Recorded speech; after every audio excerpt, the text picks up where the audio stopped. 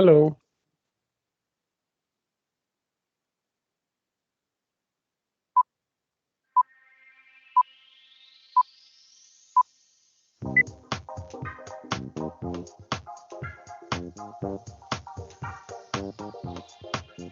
Hi everyone, my name is Matthew Patunka and I'm a Cloud Solution Architect for Microsoft. Hey everybody, my name is John Lunn, aka Johnny Chips, and I'm a technical architect and I work for BT Enterprise in the UK.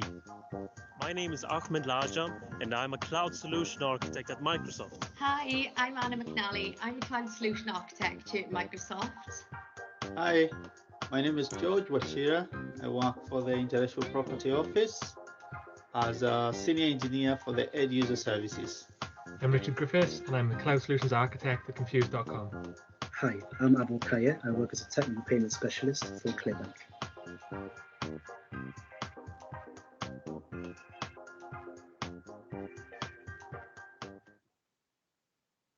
So there we go. Hello, everybody, and welcome to the July Welsh Azure User Group Meetup. So yeah, as we always do, we play that little video just so you've got a bit of an idea of who is in the background sorting these events out for everybody once a month. So that's our Welsh Azure User Group team. As always, this is a community user group, so we're always looking for feedback, sort of any advice or ideas that you've got out there. This is your user group, so obviously we try and set up the sessions, set up whatever activities we've got going on, albeit under a virtual way at the moment. We try and, obviously meet the demands of the people that actually attend these sessions as best we can. So at the end of the session, we'll flash up a QR code. So any feedback you've got, please, do fill that in. It's always good for us, good, bad, or otherwise.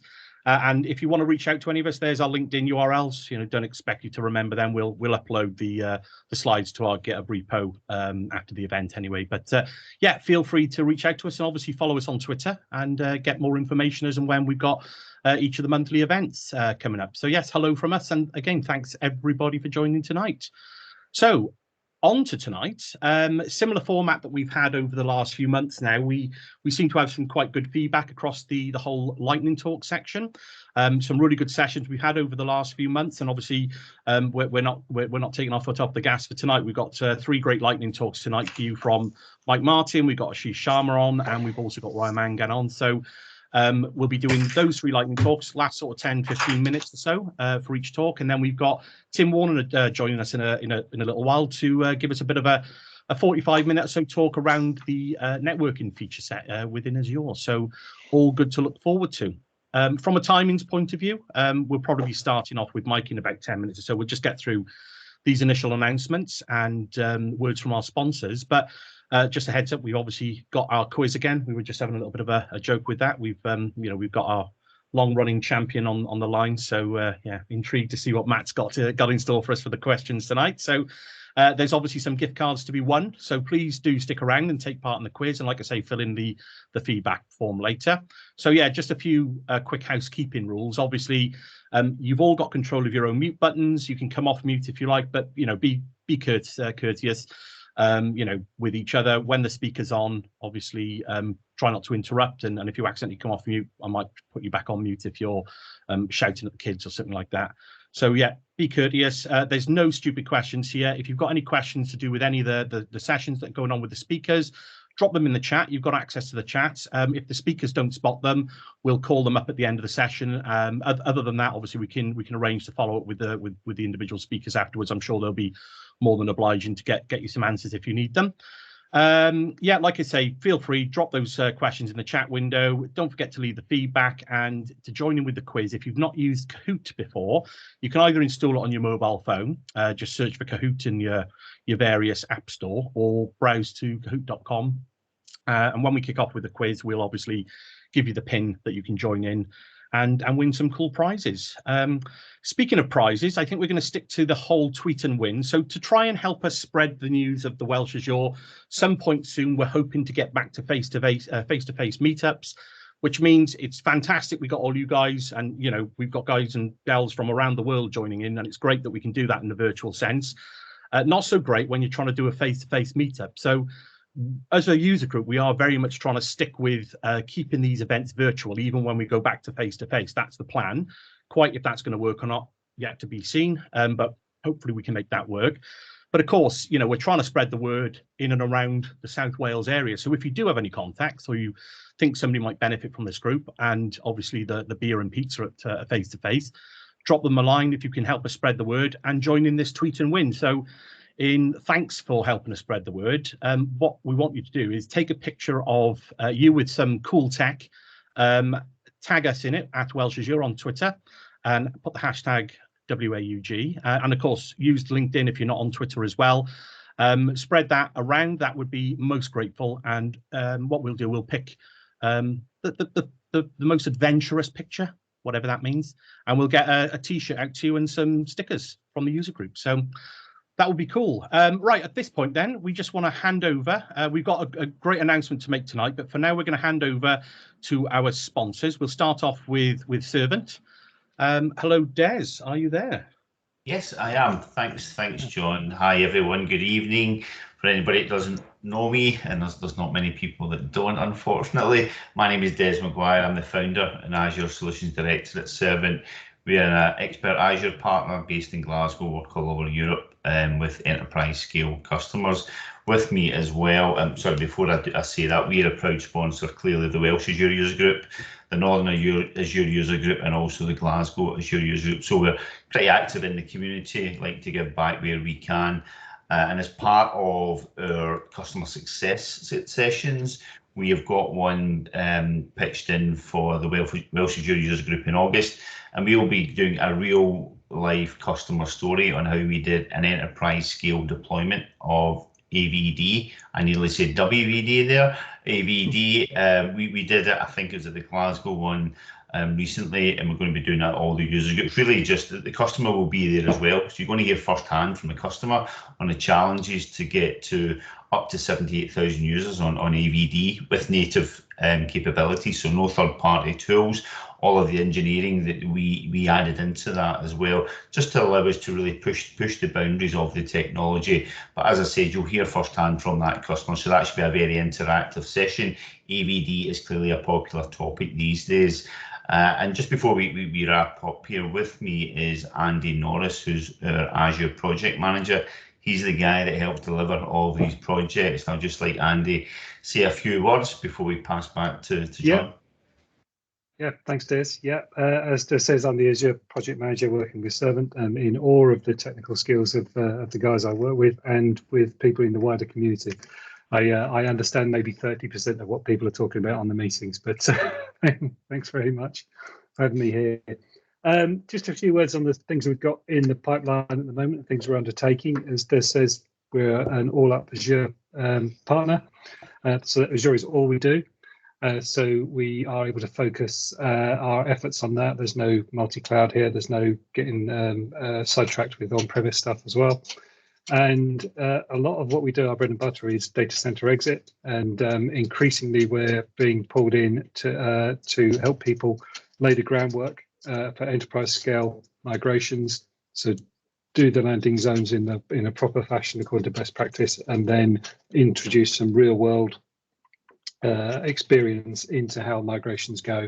And a lot of that is non-technical. It's all of that stuff where you have to keep the customer moving along and engage them at the right time. And as well as the session Des is speaking about for AVD there, we are doing a lot in AVD, a lot of proof of concepts, and then quite frequently we get called back in to do the rest of the migration. So yes, we've got the 78,000 one that we'll be talking about in August, but we've also got a few others bubbling away and a couple that are in flight that are in the tens of thousands as well. So AVD is definitely gaining some traction. So back to you now, John. Awesome. Yeah, thanks, Andrew, and thanks, Dave. So obviously, like I say, the word from our sponsors there, these user groups, you know, they can go from strength to strength with the support of great sponsors like Servant. Notwithstanding, we are sponsored by South Wales headquartered insurance group and finance group Admiral. So Luke isn't on the call tonight, but huge shout out to Admiral as well for obviously all the support and help that they give the user group. And moving on, big announcement, and happy to have Kirk joining us from NetApp. Shout out to NetApp. They've actually got on board with the user group now, and they've become our third sponsor for the group. So like I say, I'm going to hand over to Kirk just to give you a few words from NetApp's point of view. But thanks so much, Kirk, and welcome and hello. Hello, everyone, and thanks for having us. I'm glad to be a part of it, and feels like every meeting I go to, Des is there now, so I'm just following him around. I think that's my strategy. But yeah, hi everyone. My name is Kirk Ryan. I'm always active on Twitter, LinkedIn. I've got a YouTube channel as well. I'm a Azure MVP. I'm also feel like I'm doing a bit of a dirty because I'm an AWS community builder as well. So I do both right now, which is interesting. But for me, I'm just a technologist. I love tech. I love getting my hands dirty. I spend far too much money in labs and doing crazy experiments and stuff. And yeah, I even have a side gig that saves motorcyclists. So if you ever want me to do a presentation on that, I'll show you how I built a big IoT system that's in use by Deliveroo today, actually, which is quite interesting. So very technical. Just I suppose I'd better mention something about NetApp because it feels like I work for them, but I don't work for them sometimes. So basically, yeah, NetApp are, if you know where they're from, they came from on-prem storage. They've been around a long time. A lot of people think they do spinny disks and stuff, and they still do. But they have a big cloud arm, and probably some of the best things we do is we're a Microsoft Partner of the Year. So we won that this year again, which is pretty cool. And we do things like Windows 365. We've already got something there for managed service providers. We do a lot around AVD. And also this really cool thing around giving Azure Spot instances an actual SLA so that you can have on-demand flexibility with the same price and of reserved instances. Pretty cool. And that's all my corporate line you're going to get from me. We do the Glasgow, Northern and Welsh user groups as well as Cloud Native London. And we also do Nigel Portman's Kubernetes quiz.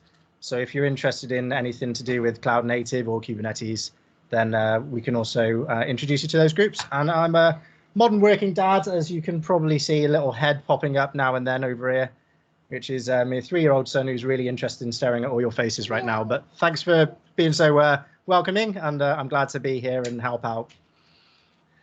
No, absolutely, Kirk. You know, obviously, welcome, matey. Thanks so much for reaching out and obviously showing the support from NetApp. So yeah, I think we can all agree it's good fun, especially when you got the kids around, isn't it?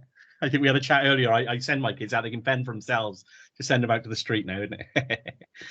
But no, so like I say, this was a section just you know, to shout out the sponsors of this user group, and as both Des and Kirk have mentioned, those guys obviously offer a lot of support to other community groups, which if you're not aware of them, go and reach out to them, because they, you know, at the minute we're all still virtual, and they got some fantastic talks and fantastic content going on there. So thank you all. Okay, moving on. Let's get back to tonight then. So I think we're going to kick off. What are we on? Yeah, we're just coming up to time now. So at this point, I'm going to hand you straight over to Mike. Mike's going to come and talk to us around Azure Security Center. So if you're ready, Mike, I'll hand straight over to you.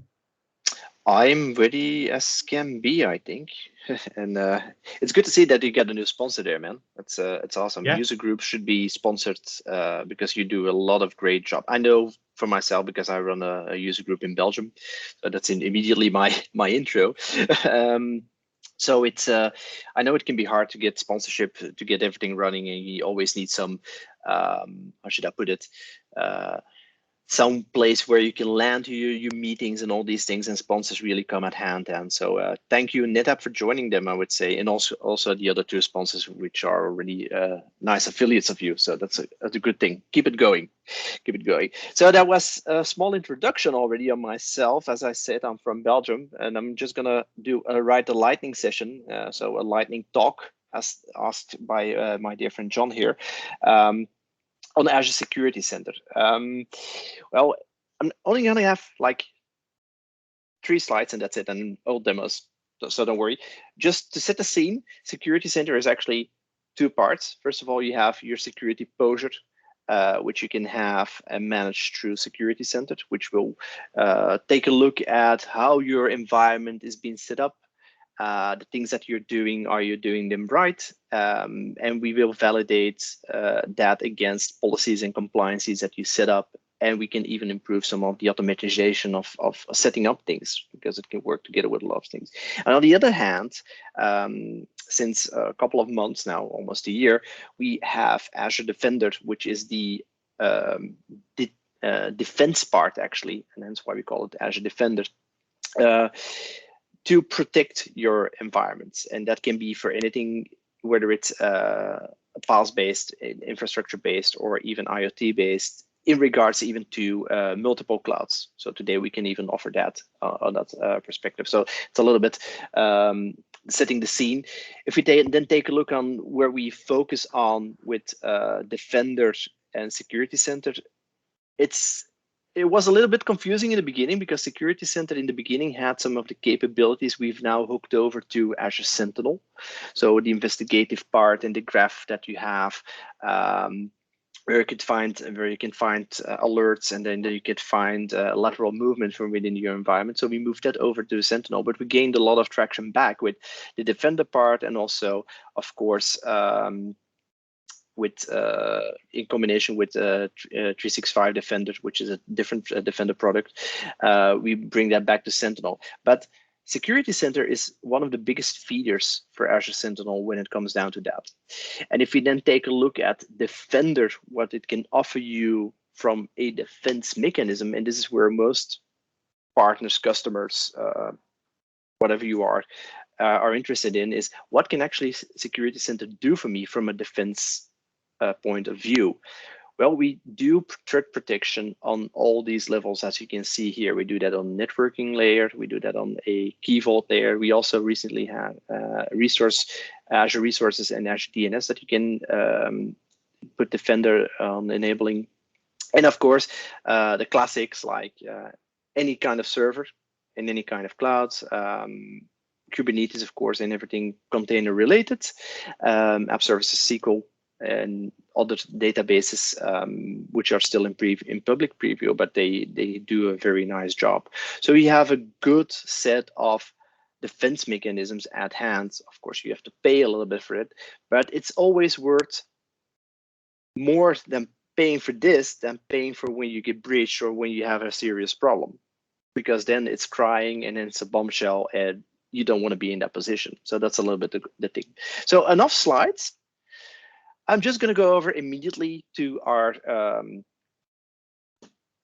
Azure portal. Now, Azure portal is not the only place where you can use, of course, Security Center. There's a couple of other places where you can actually use Security Center. I'm going to go over that in just a second. There's a couple of new things, and a couple of things that can be useful in lifetime scenarios. So first of all, when you start off Security Center, you get your full dashboard, and you see immediately on the top it's security scored, and on the bottom you see Azure Defender, and you actually can divide the window like that, because on the top it's really like, where's my posture? How am I positioning my Azure solutions inside of my subscriptions? It's not just one subscription, it's all your subscriptions that are hooked onto these tenants. And you can even have a multi-subscription view when you're doing Lighthouse on top of that, and combined with some other tool. So the top part is actually setting the scene. Oh, okay, that's weird. Yeah. It's that time of the day again. Yeah, sometimes I have, that was Visual Studio Code, and sometimes I have heuristic scanning in PowerShell and behind the scenes, and my Visual Studio Code then pops up. But I did it myself, because every single time I do a PowerShell, my Visual Studio Code automatically jumps up, because I use that as an IDE for that. Done. Good. Set aside. So the secure scoring part is actually, and this is maybe something that people misunderstand. It's good to achieve a high score, but you will never probably be able to achieve 100% score. And why is that? Because sometimes you have some false positives. Sometimes you even have some things that are coming into conflict with other things that you build up, or that you handled it in a different way. So reaching a high as possible score is actually the best thing to do. The secure score part is actually, we're looking at all your resources, and all these resources, they will give you back by means of a checklist that we're doing in the back. They give you a certain amount of points onto the different resources that we scan. And these results that you can have, you will see that here immediately. They show up in the resources health type, whether they're green or red. If there's red, that means that there's a probable issue. And if they're totally come across and fully green, you will actually see that you will get a max score and you will actually get a green check mark. If you don't have that, don't worry about it, but you do have to take a look at them. And you can actually divide all these recommendations, because it will come back with recommendations. You can divide these recommendations per resource types, or inside of the scoring that you can get. And typically you want to start with the low-hanging fruit and work your way up here. So you can actually take a look at all your recommendations here. You will see that, and these are in group, you will see that you will have recommendations like if you have external account with write permissions, they should be removed from your subscription. Why? If you don't have an overview anymore of who's in your subscription, this can probably be a reason to get fully breached inside of your subscription. So you really want to avoid that. Right? So it's all these recommendations that we will get from a security exposure score. Now it goes a little bit further than that, because that same scoring can then be applied to what we call regulatory compliance policies. Now, sometimes you're in an industry, or you are in an organization that needs to comply to certain regulations. Typically, when you are working in certain industries, you always will see something like ISO 27001, which is the most common one. But you also have specifics, like, for instance, you have the NIST one, you have PCI, there's some things that we can do for NHS, for instance. So you can actually inject all these policies very easily inside of your subscriptions, and you can even add your own if you want to. So what you can do is you can just manage your security compliance policies. You can add them on a management group scope, or you can add them on a subscription scope. And they can also come along with blueprinting and stuff. And here you can see where all the different specific regulatory standards that you have that you can add. You can either delete them or disable them. And sometimes you even need to update them, because there's now already a new Azure security benchmark available that should be updated. I haven't done that yet, but you should be able to do that. And you can even add more standards, and even some, as you can see, like HIPAA, there's UKO, there's some others in here that you can actually use. So if you are in an industry or a governmental compliancy that needs to be achieved, you can actually use Security Center to maintain that compliancy from an Azure perspective, and even do some reporting on top of that when it comes down to those things. So all these things will be checked. And to give you an idea, ISO, that's as I told you, that's a legacy one. It will be removed very time shortly. It already set up the ISO 27001 2013. But as you can see, you will have the division as ISO is divided, and you will then be able to drill down, and you will get all the recommendations that you had in the previous screen from all the security exposure recommendations, but then apply to the specific compliance policy rules. Okay. And also very nice is that you can even just start printing and creating audit reports on top of that. And this is very nice for those who are in the security business, whether you have an audit coming up, or you can actually use those to validate whether you're doing a great job, yes or no, and where you need to add some additional effort. Okay, so that's for the regulatory compliance. This is a very cool thing. It only comes with the enabled on the Defender part. And this is already something that you need to keep in mind. If you're doing Security Center by default, it's enabled, but not all the features are enabled by default. If you want that, you need to actually set them inside of the settings where you have the pricing. And so that's actually this pricing and settings window, where you actually need to enable all the different features per different Defender plan. And this will give you the additional benefit of having just-in-time VM access, also adaptive application controls, and all the threat protection for all the different Defender SKUs. Okay, so these will come only when you enable those, just to give you an idea. Now, as I said, I talked about regulatory compliance. The Defender part is actually the most fun part, because this will help you predict, send you alerts, and actually give you an insight on what's going on inside of your environment. Now, if we take a look at Defender, you will see that there's all the different things that are enabled. They will show up nicely. You will see what kind of coverage that you have. And there will always be things that are not protected because you didn't enable them automatically, or you have some other issues here. You see all the alerts that have been generated, and as you can see here, there's quite a few. If I just click on this one, you will see that high severity alerts. If I click on those, you will see that there's a malicious credential theft tool being executed on a certain machine. Don't worry, this is a specific device created for that. So what we're doing here is that you see in the alerts, if I open this one, you will see a full definition of what's going on. You will see on which device it is happening, or on which server it is happening, and on which subscription it is happening. But if you then go into the full detail view, you will actually get all the information related to that. So you will see that it is based upon a MITRE attack tactic, which is called credential access. And if you then take a look into the detail, you will see that it has happened with a certain system account on this victim host 001. The file that has been executed in this case is Mimikatz, and Mimikatz is a password credential analyzer hacking tool. For those who don't know, that's very fun to play with. Don't try it at home, because if you're doing that in a secured environment, your security officers will probably come running down to you. What are you doing, and why are you using Mimikatz? Because they typically don't like that.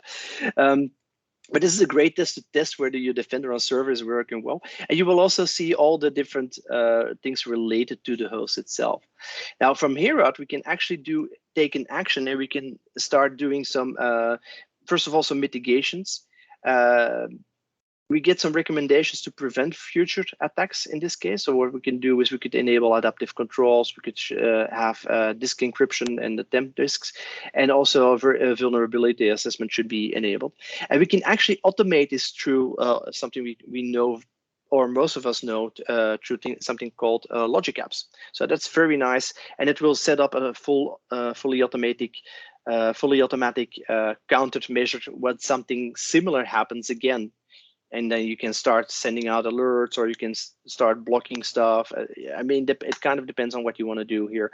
There's community GitHub repos that you can actually use to set up these logic apps, and then you can start building them out from there out. So the alerting part is very, very cool to see, and this will report them back if you have Sentinel into Sentinel to get all that information back. Now, there's one thing that in the Defender, which is really cool when you are from a developer point of view. We talk a lot lately, and shameless plug to something John and I did last week, but I discussed a little bit on DevSecOps together with him on the next podcast that we did. There's one thing that I stress is you should be doing early in-process scanning of all your resources that you have as a developer too. Now, lately we've announced CI/CD integration on Azure Security Center for doing container image scanning during your CI/CD pipelines. And now the cool thing about it is that this will report back from your GitHub actions inside of Azure Security Center with all the recommendations, and you can even use that as a gating blocking mechanism. So that's really, really cool. Now, you could have done that earlier by using Azure Resource Graph and querying all these results, because all the results that you have on container image security flaws and vulnerabilities, you can actually report them back through the means of the Azure Resource Graph Explorer. For those who don't know that, that's a graph view on everything related to Azure resources.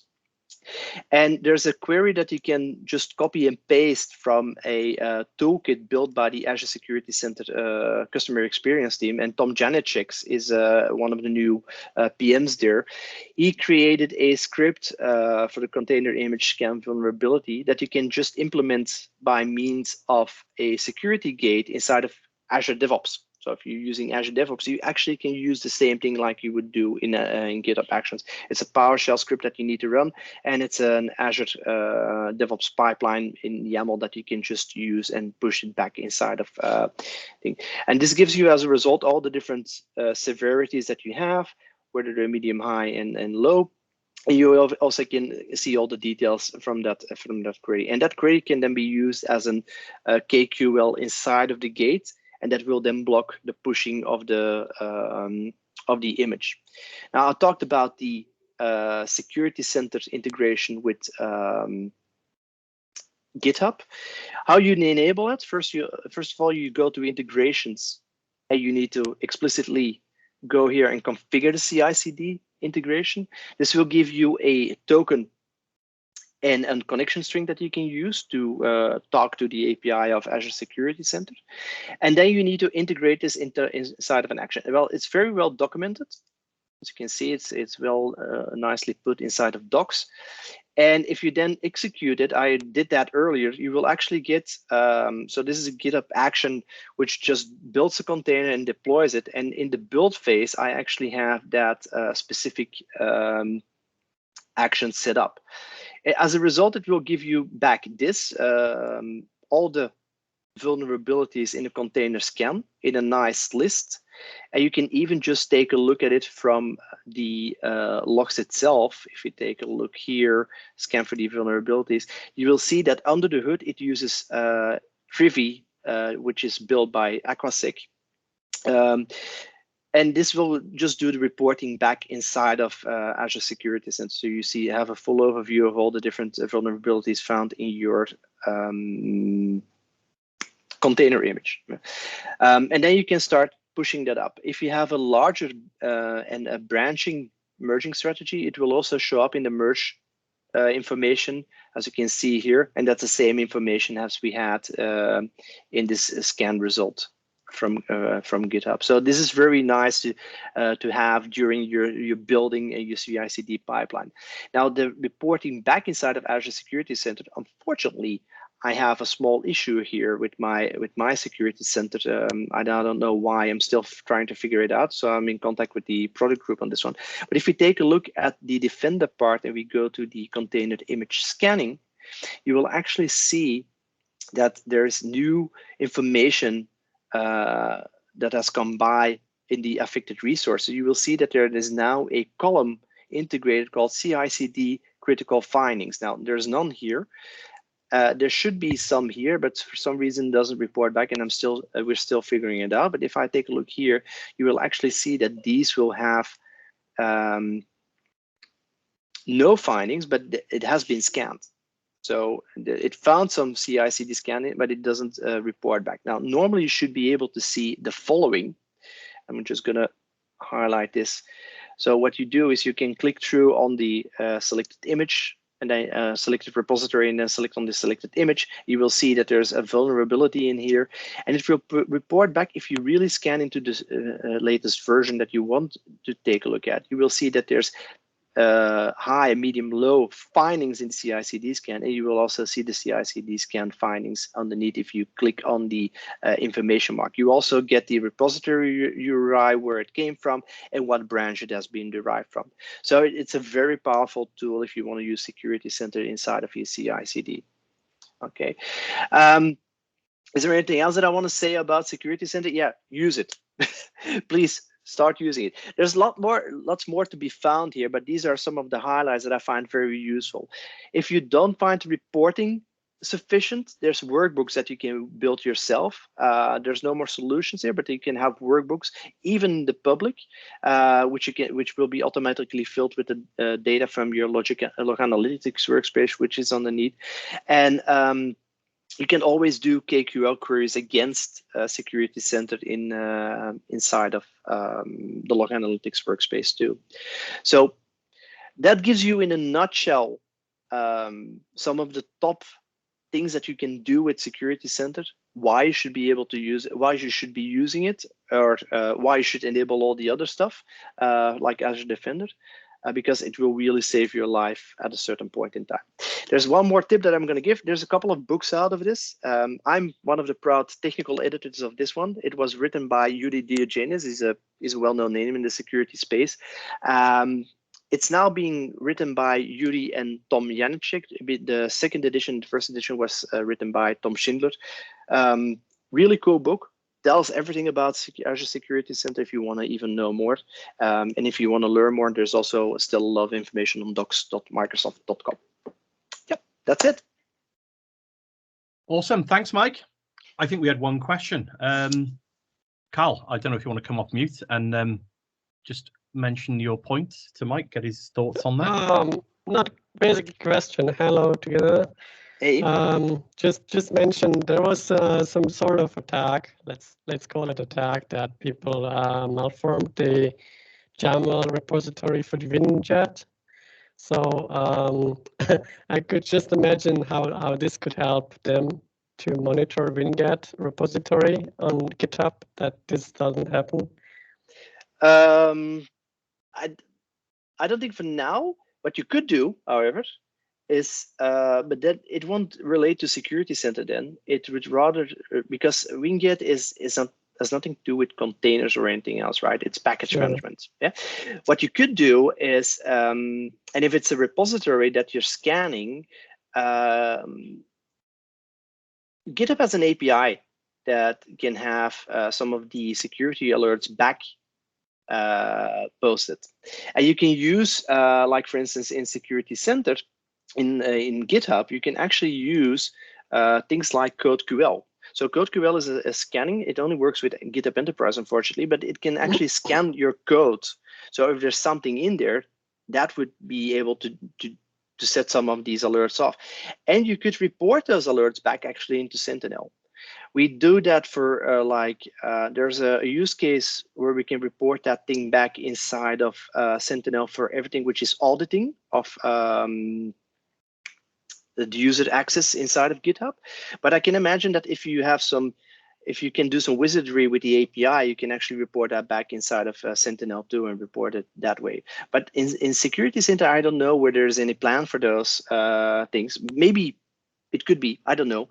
But it wouldn't make sense because unless you would have a GitHub action which posts back into, let's say, a database, a VM, or an app service, because we can scan those with Azure Defender. So it's not maybe an answer that you were looking for, but I gave you some solutions there.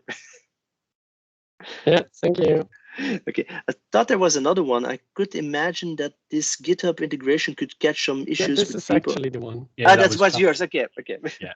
Yeah, okay, sorry. No, I think Ryan's just mentioning things there, but yeah, well, I mean, if there's any other questions, Mike, obviously we can get your Twitter handle, and I'm sure you'll be happy to fend off any questions on that. But no, super. Thanks a lot for your presentation tonight, Mike, and we'll catch up soon. And yeah, that podcast, I dropped the YouTube link in there. It's going to be released next week, so there's some more cool information that me and Mike have a chat around next week, so that'll be released then. But for now, thank you, Mike. If everyone wants to click on that emoji, we'll come off mute and give him a clap. Thank you. Well, thanks, Mike. Right, we'll move swiftly on. Ashish, if you are there, we will hand over to Ashish Sharma, who's going to come and talk to us about really looking at troubleshooting performance degradation in web apps. So over to you, Ashish. Hey, hello, everyone. Thanks for giving me an opportunity to present a session over here. So I didn't come up with some kind of PPTs or slides. So I was thinking like it's just like a lightning talk, and I will just simply discuss about the Azure Web App and how can we troubleshoot some performance degradation on Azure Web App. So yeah, so let me just okay, so about me, Microsoft MVP, I'm Microsoft Azure MVP, and also currently I'm working in Sitecore as a technical advisor. I'm a certified Azure admin and Kubernetes admin as well. Right now, my role is to understand the customer requirement and provide the best recommendation to our customer for Azure infrastructure, whether it is Azure infrastructure, whether it is Kubernetes or related to CI/CD.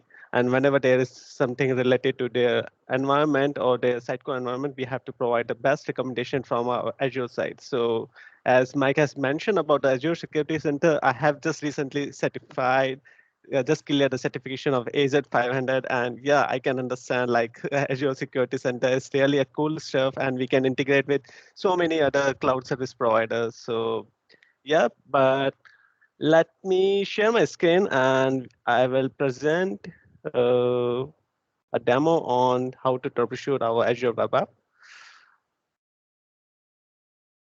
Okay, I hope you can see my screen. Okay. Yeah, all good. Just okay. So as you can see my screen, I have developed an application, and somehow by mistake I just did a wrong deployment, due to which I'm having some error message on my screen. So it's Azure Web App is one of the services provided by the Microsoft Azure where we can deploy our application code. So I have created an application which is based on ASP.NET and hosted on Azure App Service on Windows platform. So recently I just tried to deploy one code, and by mistake there is some issue on this application. So I will open my Microsoft portal. So as you can see, there's some in the matrix. If you open your app service, this is a .NET application where I have deployed the ASP.NET code, and you can see some 5xs error, and that there's a slow response time as well. So the best practice that I am following in my day-to-day life, I can go to the activity logs and see what are the deployments and what are the activities that is performed by the user in Microsoft Azure portal. And then I will go to the diagnose and solve problems. So let me go here. If I will click on diagnose and solve problems, you can see there will be some kind of risk alerts, and there will be some troubleshooting categories can be seen here. So I will check for the availability and performance.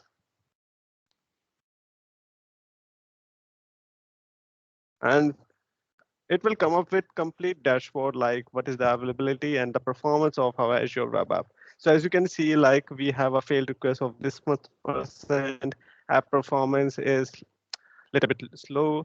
CPU is, we are not availability data CPU, but you can see something CPU data like 85%, 80, 90, something like that. Memory users can be seen here. So I will just simply click on the web application down, web app down. And now you can see some graph over here. And from here, you can see the availability, request, and performance. So I'm just looking for the availability. My focus is to check the performance and availability. And I can see like there are a couple of downtime in the past 24 hours. So you can change this timeline from here for the last 24 hours, 6 hours, 12 hours, and 1 hour. It all depends on your scenario. So right now I have changed to past 24 hour. In past 24 hour, I can see that there are a couple of downtime here. So I'm just, instead of, you can either check for particular downtime, or you can just simply change it to just drag it here, and you can see the complete observation of the downtime in this graph. So once you will just select this particular downtime, then you can see the data from here. And from first analysis, we can get an idea like the app service plan is not running on standard, premium, and isolated. So it's really recommended from the Microsoft Azure that if you are planning to run any application on production, it should be on standard, premium, or isolated app service plan for a better performance. So right now I think running on the basics, so that's why it is showing like that. But for the production, you should not do like that. Next one is HTTP server. So you can see like in that particular time, this application has shown around 11 HTTP server error. To analyze more, you can just simply go here, click on more information, and you will get some detailed analysis of HTTP server error. So HTTP server error is nothing, you will get some kind of error. So if you go here, just browse and just check this network. So you may see some kind of, right now it's responding slow, but if you can see here, the status code should be like 5xs error here. So it is also mentioning about that. So during that particular time, we receive around 11 5xs error. And those errors, you can also get analysis of that particular exception. So in .NET, in ASP.NET application, you might have heard about some kind of exception. So you can share this kind of exception with your application team or developer and say, hey, these are exception that we are receiving during this particular time. You can have a look. Then they can check for that particular controller or model in that particular application. And they can also have a look about that particular method. So they can, infrastructure engineer or the one who is troubleshooting this particular application can share this information to other developers or application team. What else? And yeah, so here we can see the failed request during that particular time. So the requests are failed with the HTTP server status 500. So you can see that the get method and there were the request count is around 11. And also there are a couple of other analysis as well, like HTTP server by modules and how many requests were held. Like, so here we can see like the module which was failing is managed by pipeline handlers. So it is also important to share this kind of information to your application team or developers. Okay, apart from this, let's go back to the observation and see the other analysis. So other analysis is related to 4xs error. So there might be some kind of 4xs error, and it's more related to, let's click on the more information to see more analysis.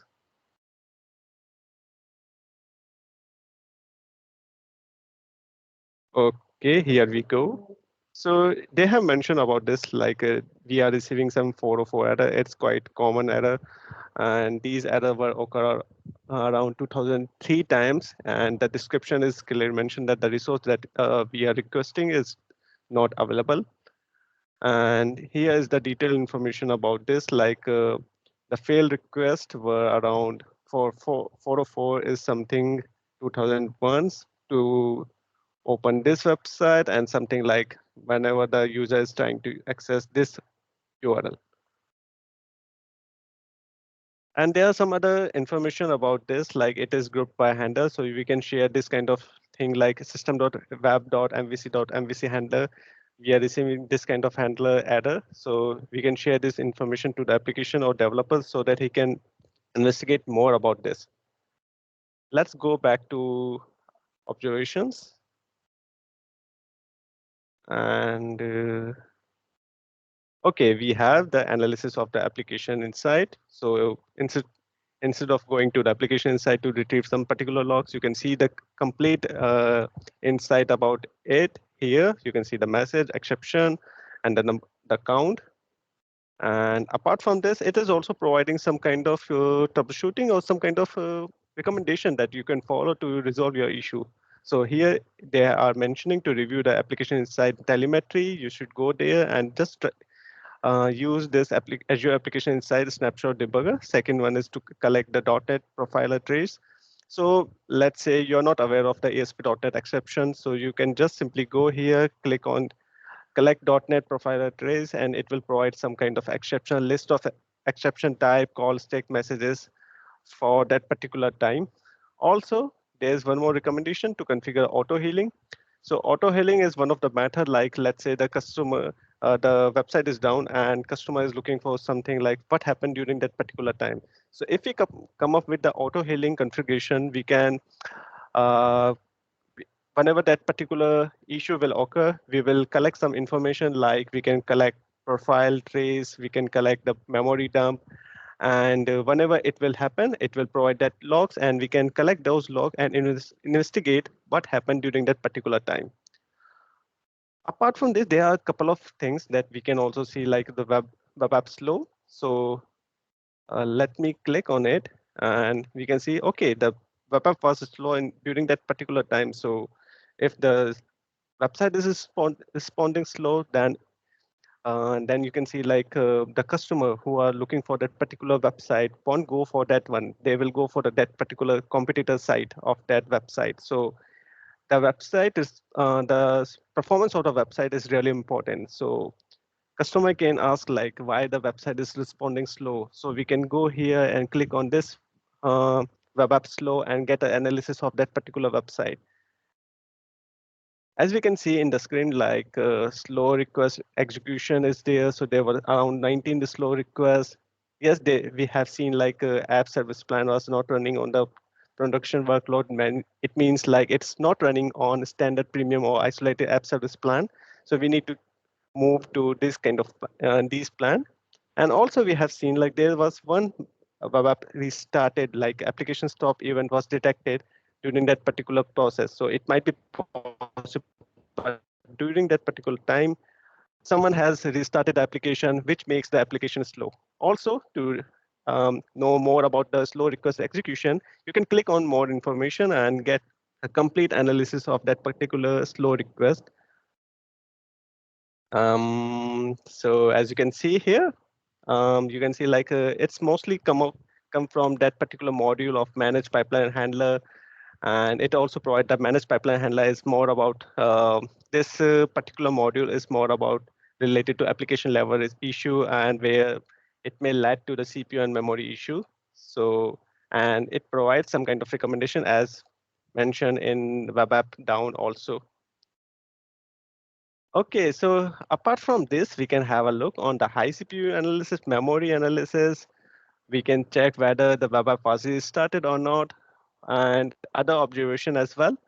But since this application is moreover, this issue, the current issue in this particular application is more about the application performance, web app down and web app slow. That's why we receive the analysis related to web app down and slow. Okay, let me go back and see what else we can do it. So diagnose and solve problems also provide some diagnostic tools as well. Like you can go here and perform a couple of activities to get some kind of better recommendation for your application. Let's say your application is having issue, and then you can collect your memory dump. So to collect your memory dump, it's quite easy. Just go there.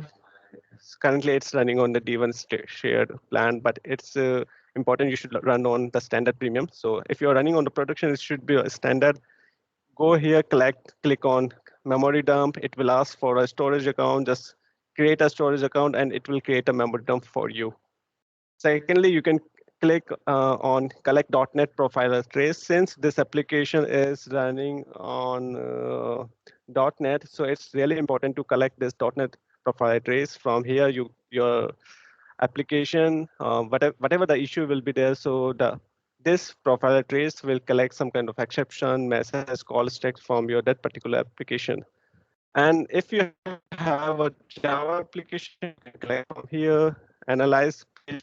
If you have a PHP application, you can collect from here, Java thread dump, and some other cool things as well. Let's say you have some issue related to CPU monitoring, then just come here, click on this CPU monitoring.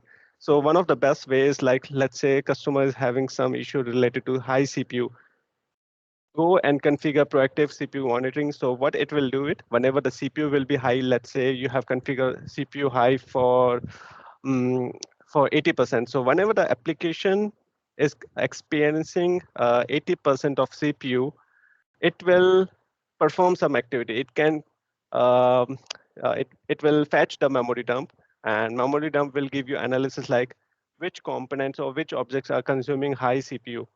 From there, you can pass that information to your developer, application team, or investigate by yourself, and then you can come up with some solution that, hey, this object or this particular thing is consuming more CPU. You have to work and just resolve that issue. Auto is one of from where you can just come up with some solution that, let's say, you're receiving so many 5xs error. So you can come up here and configure your auto heal rules. So after configure of auto heal rules, you have to just come up with some kind of condition. Let's say I have a conditional like whenever I will receive some kind of status code of 5-access error. So I will put some. I will put a request count something like 3.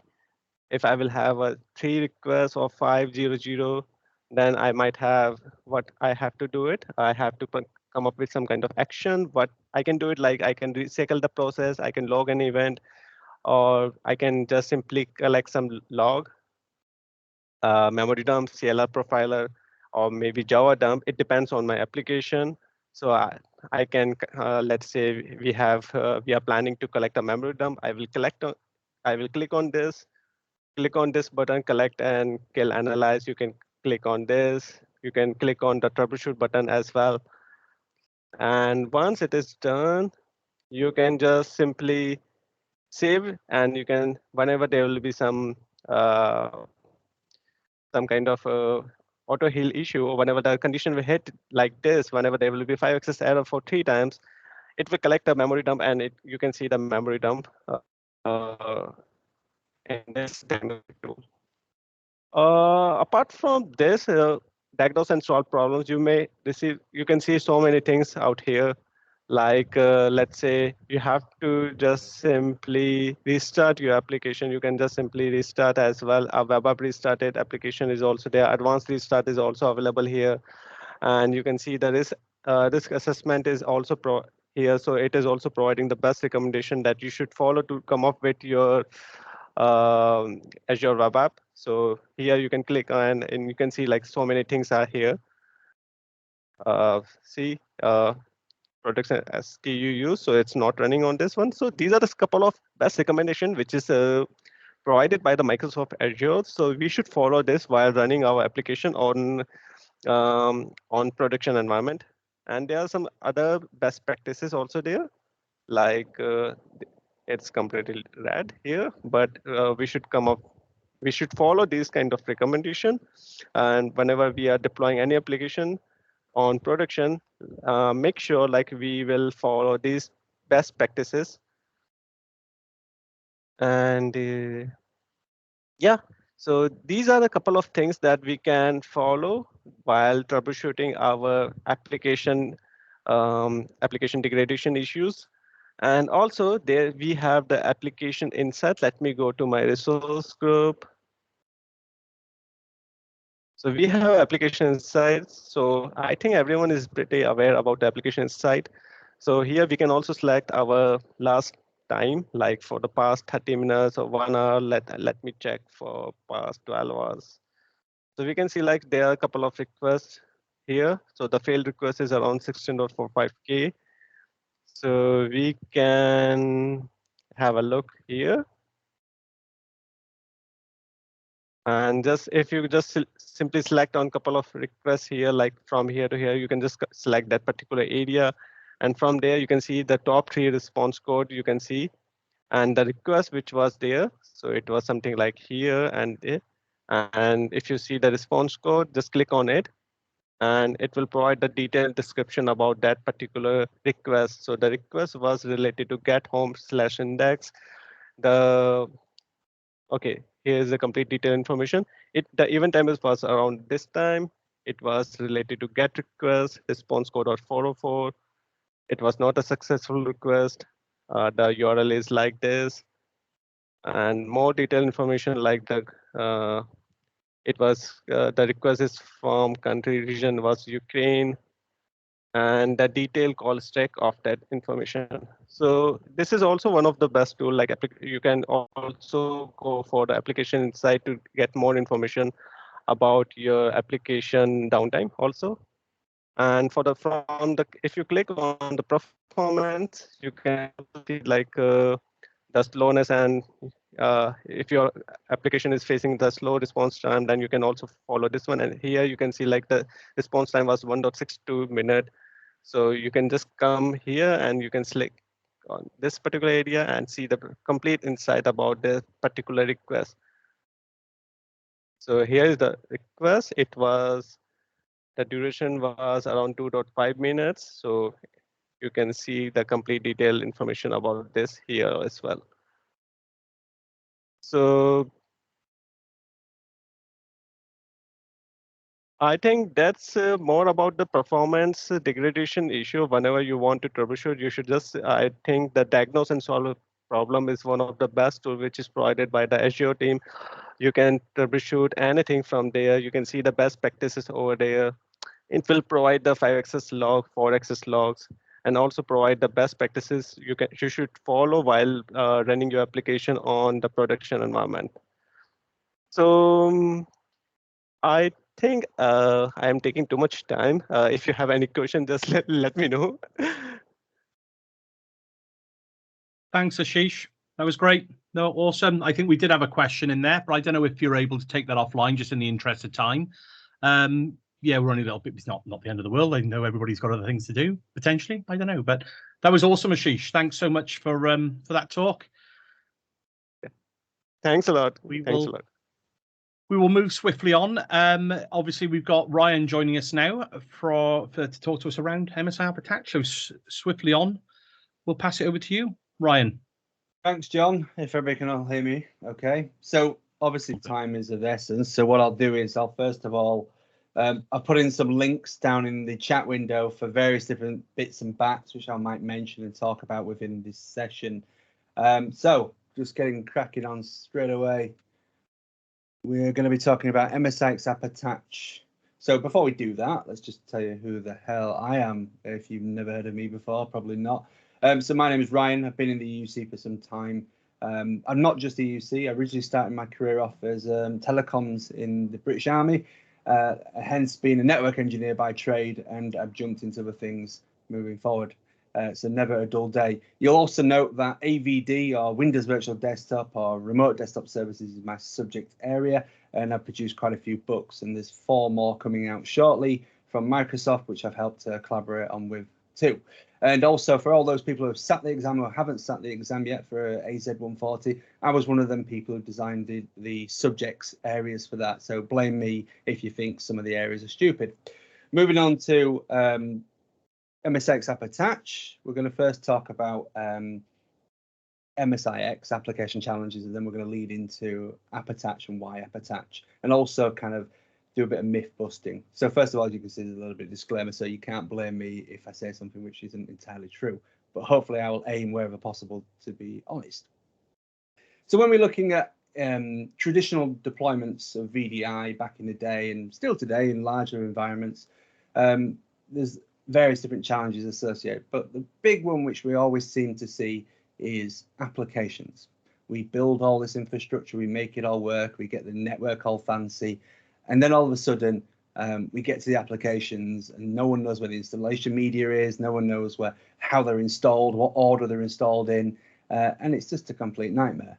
And that's quite frustrating, right? So, you know, when we move to cloud, things get easy, you can build things quicker, you can spin up VMs in your sleep. But when it comes to, again, delivering the output for the end user, we're still stuck with the same problem of them applications. And, you know, Bob's retired, Jimmy's on a long vacation, and no one knows where Steve's gone. So, you know, it is a problem. So we mentioned about applications being a problem here, but then we take it one step further. You know, we then have to maintain and update these images. We have to put Windows Update security, as we've covered today already. All of these kind of variables which may impact and break an image, which might result to building a new image. And this sort of stuff is very time consuming, as well as applications. And if you want to go down the route of things like app layering, it can take large organizations 8 to 12 days out of their month in terms of doing these sort of kind of exercises. So, bit of a flash from the past here. There's lots of different operating system screens.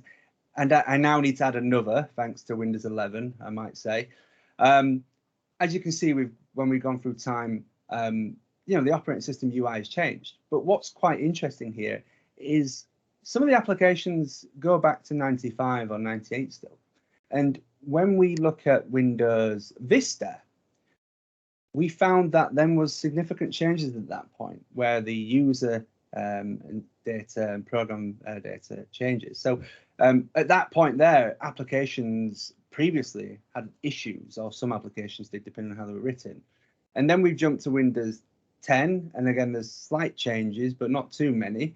So when we're moving applications from previous operating systems, which people still may use due to custom manufacturing for car parts or whatever, these are not something you can rewrite, on the cheap. It's expensive and the costs may be too much for an organization to kind of go down. So their second option is to try and maintain them applications as long as possible. Why am I telling you this? Because moving legacy applications or applications on older operating systems is also a major problem. So just to kind of summarize, because of time, a few common challenges when looking at application migration. Well, the biggest one in the room, the elephant, is 16-bit applications. The other one is missing DLLs. So if the application is being written and it's using the operating system for DLLs and they do not exist on the new version of Windows for whatever reason, it will not work and you need to find a way. When we moved from Vista, they introduced UAC. Some people think it is like a prison in itself, but others think it's a godsend to stop malware from attacking your operating system. And I kind of think, it's better to be safer than sorry, right? Especially with things like ransomware. And then we've got things like the document settings folder was replaced by program data and users. And if anybody still thinks it's quite funny, because I find them amusing, these dongles. Anybody seen a dongle recently where you've got to plug them into the back of the PC for the app to work? All these sort of things have an impact. And then just one which I came across recently is clock speeds as well. So some applications might not run, but they're still very much needed in the manufacturing area, have clock speed issues. So enough of that. Moving on to something called MSIX. So MSIX is a packaging format which was announced in 2018. MSIX, I don't know if anybody's got an Xbox in the on the call, but essentially MSIX is used not just in Windows operating system, it's also used on Xbox and most likely going to be used across the board moving forward with some of the announcements we've heard recently. So it's effectively the bigger brother of AppV. So Microsoft introduced MSIX in 2018, and the plan is to replace AppV packages. When you open them up and look inside them, they look very similar in terms of structure. They have like a manifest file and things like that, which work in a similar way. It supports 32-bit and 64-bit, and effectively it's taking advantage of the modern operating systems APIs to function. So basically it's using more of the core OS to kind of launch and do things. The big difference between a native application and MSIX is the MSIX runs in a container type technology like Docker. It was Helium, I believe, project name originally with Microsoft, but effectively it runs in a kind of contained way. So it doesn't actually, it accesses and reads the main registry of the operating system, but it doesn't kind of run directly. So when you add files and do things, it creates them in its own little kind of partition. It doesn't actually do it natively on that operating system. And that's why people complain, because that has issues. And the reason why it has issues in itself is because some applications require to read, write, and do things in the main registry and stuff like that. So let's have a look at MSIX package and inside that. So inside it, we've got two elements. We've got, or areas. We've got the package payload, which is essentially application files. And that could be marked as the VFS if you open up one. And then we have something called the package manifest, which is in the footprint files. And the footprint files are basically what drive the ship, which controls the brain of the operation.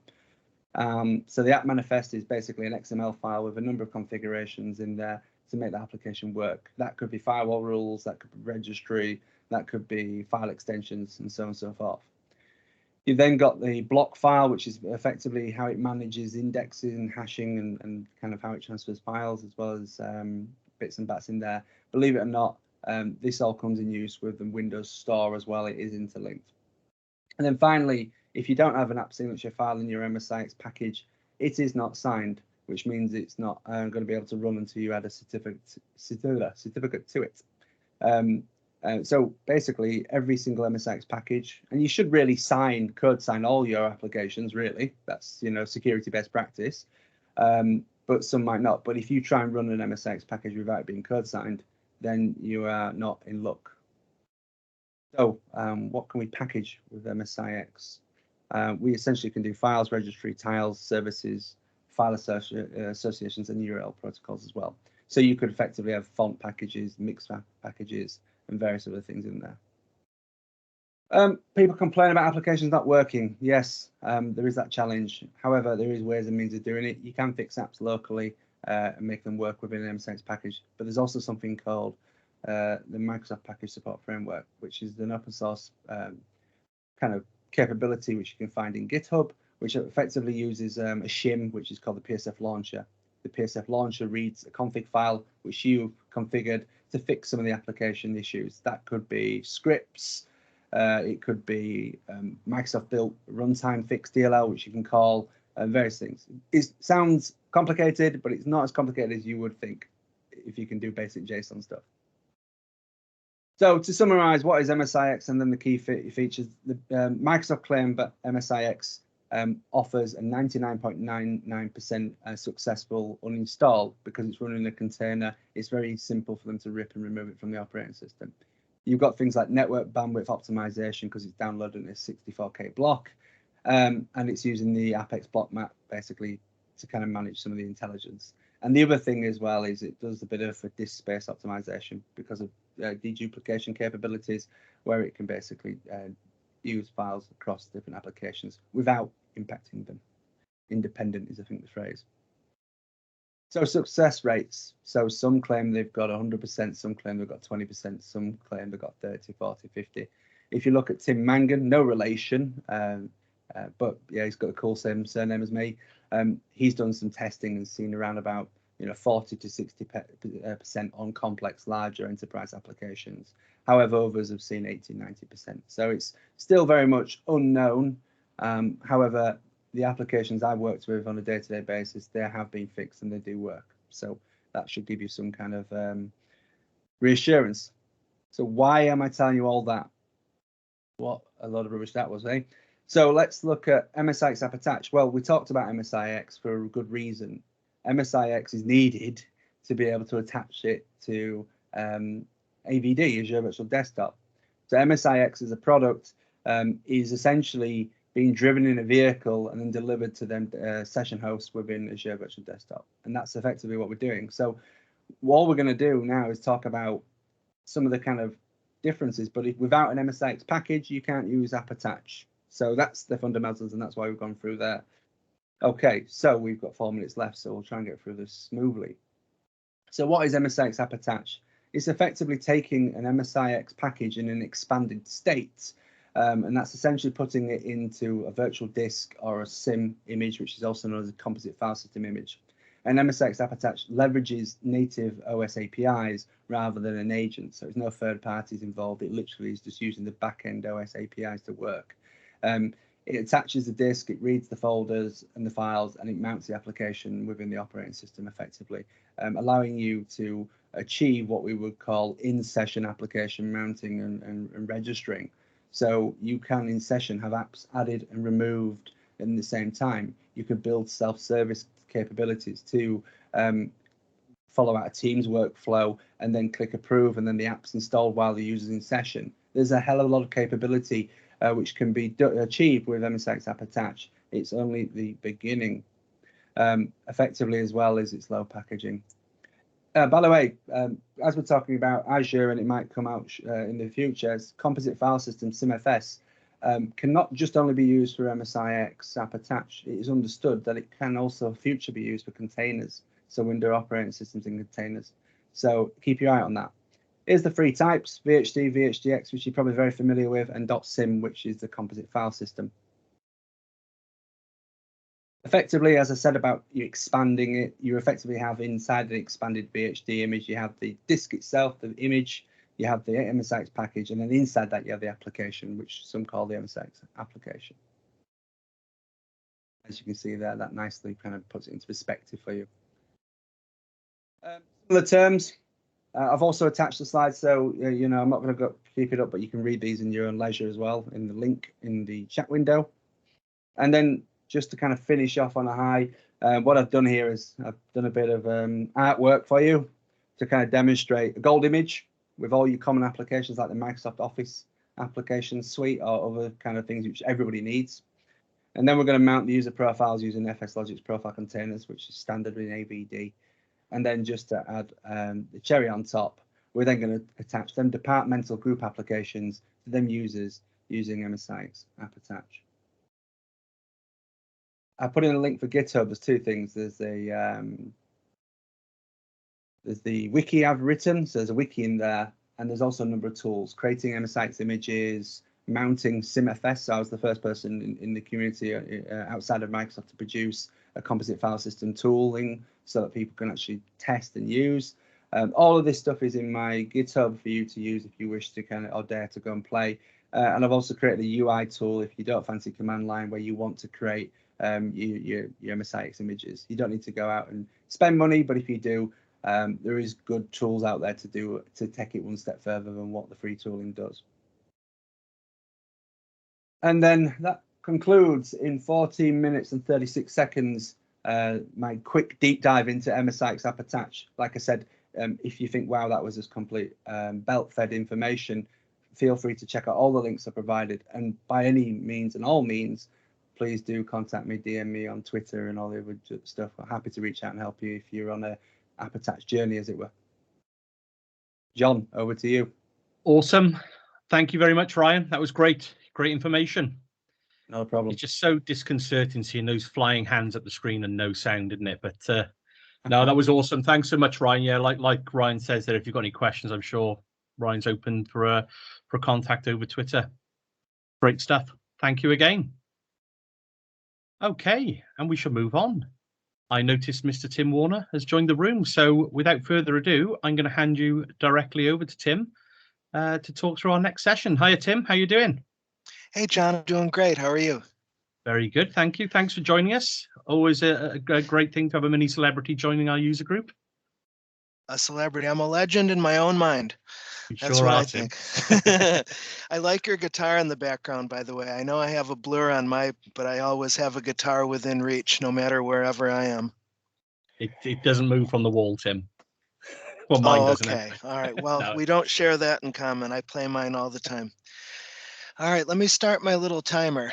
I'm happy to be with all of you. My name is Tim Warner. I've been a Microsoft specialist for about 22 years. I've been a Microsoft MVP for a handful of years. I teach full-time at Pluralsight and do a little bit of Azure solutions architecture and writing on the side. You know, in the interest of time and the depth of this content, I'm not doing any slides. Instead, I created a teaching diagram. And hopefully you can see my screen share okay. Let me bring out my drawing tools.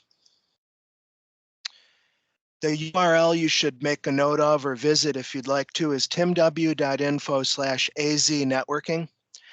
This is going to just load up a ping image of what I call my Frankenstein teaching diagram. I mean, it's not a well-architected environment for sure, but for teaching, and again, what we're doing is kind of a survey, as deeply as we can get in 40 minutes or so of Azure networking landscape.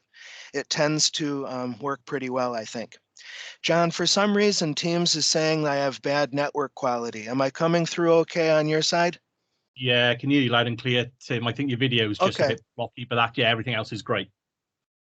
Well, thank you. I'm going to save some bandwidth. No point in showing my mug. Let's get to the good stuff here. Azure networking. Okay, without any further ado, I want to draw your attention here to the virtual network, which you may know, probably do know, is a hard isolation boundary in the Azure cloud. And we see a trend in Azure over the last few years in particular that goes beyond just traditional infrastructure as a service. I think we'll spend most of our time with IaaS unless you all feel differently. But we can also integrate particularly the Azure data products into that tight security boundary. Because look at it. I mean, Azure is a public cloud, unless you want to go the route of, say, Azure Stack Hub. So your VMs are available on the public internet, whether you want that or not. I would also argue, unless you have a very defined use case, you really should never put a public internet IP address directly on your VMs. There's plenty of other possibilities for inbound connectivity from the internet. So given that as a precursor, what are we going to get into? Well, first, let's just take a look in a demo fashion at just setting up a VNet, a little bit on delegated subnets, and then particularly what I find working with people where some people can have an issue is VM networking specifically. So why don't we, without further ado, head on over to the Azure portal where I've got a lot of buns baking in the oven, so to speak. I've created a bunch of resources so we don't have to get bogged down with that. So we're logged into the Azure portal here, and let me take a look at my hub VNet that I've created in my subscription. And I like Network Watcher a whole lot. I hope that you're on board with it. It's a great Swiss Army knife of tools for troubleshooting Azure networking. And Network Watcher powers this diagram feature that you've got with your virtual networks. This is going to give us a vector representation of your VNet, where we can see, and it's live. I like the fact that you can actually click in and configure every element you see in the diagram. You can download it as an SVG image and import it into PowerPoint or Visio if you want to. But anyway, we can see the text is probably small, but I'll read it out. I've got two workload subnets defined, web and workload, and you can see very clearly and crisply, I have two virtual machines. And again, here I just want to do a shout out. We have to remember that the TCP/IP configuration on these Azure VMs is coming from the associated network interface, not from the VM resource itself, separate resource. And then you'll notice I have 1, 2, 3 what are called delegated subnets. The trend here is if you're going to inject a network virtual appliance or NVA into your network, dollars to donuts, 9 times out of 10, it's going to need its own dedicated subnet. Matter of fact, why don't we click into the virtual network specifically? We can see I've got just one top-level IPv4 address space that's in the request for comments 1918 range. Nowadays, you can have multiple address spaces. I've used this in the past if you need to migrate from one address space to another. Architecturally, I always suggest make sure in advance that as you're deploying your VNets to think ahead about any other private non-internet accessible IP ranges you're using in your on-premises environments, also other clouds, because although these are air-gapped environments, Azure would certainly let me create another VNet with this same address space. We're going to run into problems if in the future we want to do, say, a peering between those networks. So there's our address space. And then if we come down to subnets, I just used an ARM template, or I think I used a bicep template, as a matter of fact, to deploy this. It took just a few seconds. And again, as I said, the concept of a network virtual appliance. For example, let me go back to my Frankenstein diagram. This will light it up pretty well, I think. For management of your Azure virtual machines, if you're coming in over the internet and you're concerned about getting to your VMs by, you want to avoid an inbound internet connection directly to the VM, we've got Azure Bastion. It's a managed jump host appliance. It's got a public IP address on it, but the good news here is that we're listening only on TCP 443. So any port scans that are looking for administrative ports, no response at all. That's what we want. So that's one option, and this would be an alternative to you and your team having a dedicated jump host VM that you have to worry about securing and backing up and patching. Bastion's fully managed. And more recently, we now have the ability to do what's called service chaining, where if you have a hub-spoke architecture like my diagram, see I have two peerings defined here out to additional virtual networks. We don't have to deploy a bastion separately to each VNet. We can have an anchor bastion here in the hub and then transparently use it to make administrative sessions to our spoke VMs. Nice convenience. But the theme again is that that subnet has to be named Azure Bastion subnet. We're going to do web load balancing with Application Gateway. It needs a dedicated subnet, App Gateway subnet. Azure Firewall subnet. Now, third-party network virtual appliances, it depends on the vendor, but this is the trend when it comes to injecting Microsoft network virtual appliances. Gateway subnet is another example. If you need to do a site-to-site, point-to-site VPN or an express route link, you're going to need at least one VNet gateway, and that has to be on its own subnet. I like the pattern of classful addresses, honestly. I mean, you can get fancy with CIDR splits if you want, but I like /16 at the VNet level and /24 at the subnet level. You'll find when you're in the docs that some of these services, these network virtual appliances, have limitations where the dedicated subnet has to be a /27 or bigger. So I find 24 is a nice, easy to remember number. And with the classful addressing, it makes masking and everything easier as well. Your mileage may vary. You know how that goes. Okay, So that's that. Back to the portal we go. Anything else here at the subnet level, we can inspect what's on the virtual network by going to connected devices, and we can see the network interfaces and interact with them if we want to. I do have an Azure firewall deployed to this machine. This brings up the question of connection security, doesn't it? And what are some of the distinctions architecturally, administratively, developmentally regarding things like network security groups versus firewall, these sorts of things. Okay, well, let's go back to our diagram, get the big picture again, and see if there's anything that we need to fix in this topology. There probably is, there usually is.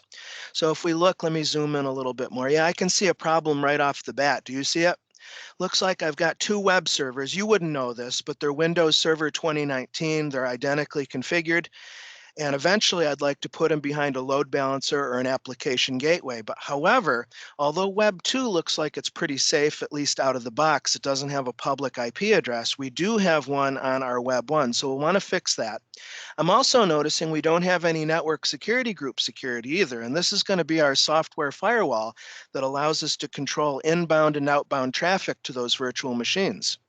Lastly, we have the question, how can we administer these machines if right now we need to come in over the internet and we don't want to expose the VMs directly? What the heck's going on, you're wondering?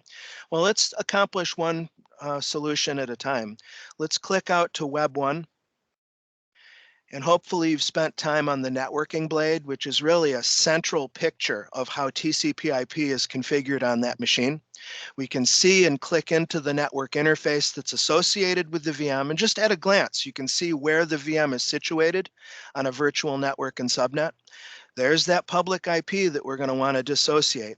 And we can see, frighteningly, we currently don't have any network security group security on it. If you're interested in certification, I have no idea if that's of interest to any of you. Originally, the Microsoft Azure certs had a lab component where you actually had to do tasks live in the portal as part of the exam. And I remember that was a really common subject for the architecture, administrator, and security exams. You coming into this space here and clicking into the network interface to make changes. So that's what we'll do. We'll come into the network interface properties and we'll take a look at the NIC's IP configuration.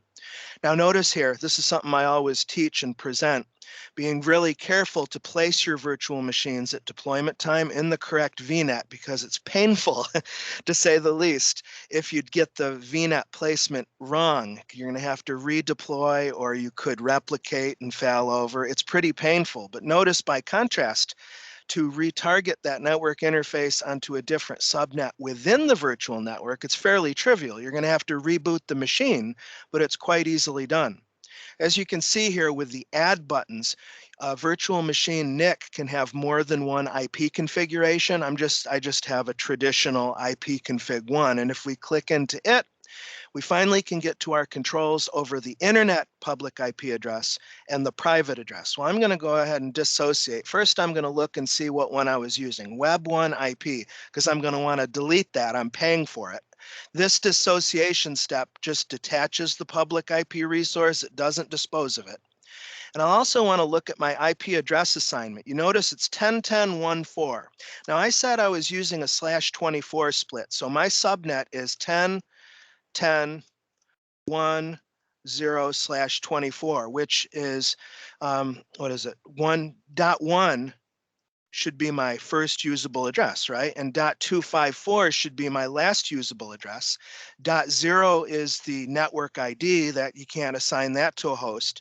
255 is the subnet broadcast address. Why the heck does Azure DHCP start you off on .4? Or if you've used a CIDR split, you've probably noticed that the first 3 addresses get sucked up by Azure. Well, that's by design. Azure will always take 5 addresses from every one of your subnets. 2, it's not exactly taking them. Like I said, there's the subnet ID and the subnet broadcast. But 1, 2, 3 in my /24 network, the 1 becomes your default gateway or your router. 2 and 3 get mapped to Azure DNS. So this is what's happening with that. So I could, if I want to, change this to an easier to remember value as long as I don't have a conflict with another device. And you notice that the portal tells us that if we continue, the VM needs to be rebooted. So we want to think about maintenance windows, don't we? Now, always avoid the beginner's mistake, or maybe I can help save that. I have no idea what any of your experience is with Azure. You know how that is. But, you know, if you're like me, when I was starting with Azure, if I wanted to put a static private IP on a VM, I would come in, if it were Windows and I had an RDP session going, I would come into Control Panel. Does this look familiar? And we would look at the properties of the NIC, and we would start horsing around with IPv4. This is going to lock you out of your VM within seconds. We have to remember, with networking, you're working in the Azure Resource Manager control plane. Really, the only things that you might want to hit in the guest OS is the firewall, the software firewall. What are some other things? If it's a Hyper-V host, there's some networking to be done there, but nothing as far as TCP/IP configuration. We want to do that from outside of Azure. Another point, actually, let me bring up a console window here because I'm actually teaching from an Azure VM. If I do an ipconfig all here to look at the configuration of this host, I want to draw your attention. I've got my private IP that's coming from Azure DHCP, unless I made it static. And DNS, I'm using custom servers here a bit, so it's a bit different from stock, but you'll see a lot of references to this 168.63.129.16. That's a very important virtual IP that Microsoft owns. It's called the Azure Wire Server. And there's a great docs article actually called What is IP address 168.63.129.16? This really is the lifeblood of your VM from a networking perspective, at least by default. We as customers can take control over what it does for the most part, but some things are just platform, like here. That wire server enables the heartbeat messages between the Azure platform and your Azure VM. It's taking care of your name resolution. Is kind of weak. The Azure provided DNS is a little bit weak. I'm sure we'll discuss that shortly. Single label name resolution is kind of what you get in Azure VMs by default. Health probes from Azure Load Balancer are handled by the wire server, and also the DHCP, or Dynamic Host Configuration Protocol, is handled by that wire server. So that's just a virtual IP, or VIP, that's usable across the entire Azure public cloud. All right, Arino, let's step back to where we were on the networking blade. Let me refresh. That public IP should be gone by now. Let's take care of controlling network traffic to and from the virtual machines. Recall, if you don't already know, that a network security group, let me zoom in a little on my Frankenstein diagram. The Network Security Group, or NSG, is essentially a software firewall. It works in a stateless way, which means that when you create an inbound allow rule, you don't have to create a corresponding outbound rule. It's stateless software firewall. If you're familiar with the Open Systems Interconnection Reference Model, NSGs operate at layer 4. So we're talking about source and destination IP addresses, source and destination port numbers, and protocol, typically TCP or UDP. And those 5 properties are how your NSG determines a particular traffic conversation and then applies a rule to it. Now we can apply or associate these NSGs to the subnet level, which is good when you have your VMs aligned to a role and you want them to inherit those rules. But you also can do NSG attaches directly to the NIC.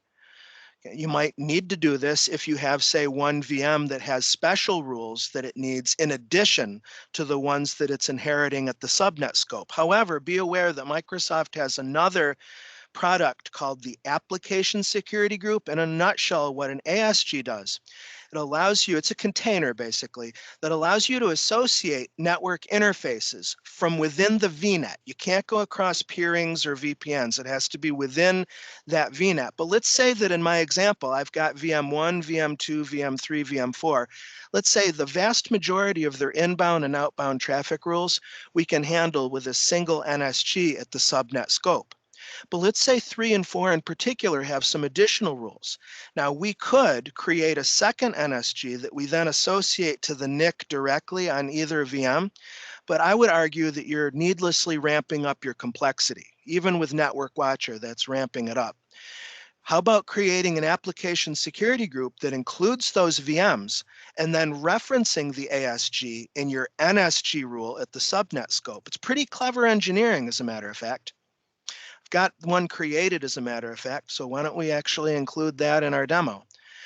So the creation is just pretty trivial. You're just giving it a name and mapping it to a subscription and a resource group. Unfortunately, we can't populate an application security group in the portal. It used to be we had to use Azure PowerShell or the Azure command line interface to work with ASGs. Now we can use them in the portal, but we can't. Come on now, portal, what are you doing here? We can't associate NICs with it in the portal. It's not that big of a deal. It's more of just a minor inconvenience or grumpy point, if nothing else. Come on now, you're bothering me here. I might have to go to a fallback browser on another system if this persists. Let me see here. Yeah, while we're cooking here, let me just bring out another browser from another system and see if we can get to where we need to go here. Always have a fallback plan. That's one of those things. All right, come on, application security groups, load up. No application security groups to display. Well, that's always good. Doesn't take long to create one. Again, the idea here is we want to simplify our network security rules by hand-picking resources, specifically network interfaces, which are in turn part of our virtual machine infrastructure, to be included in those ASGs. Jeez, that's just, first of all, I'm in the wrong tenant. Hang on just a second here. I've got my wrong account. I've got wrong everything going here. This is a real world though, isn't it? Got to admit it. I want my Azure AD account. Yes, yes, yes. Are you going to do Azure MFA on me? No, but I have to get the password correct.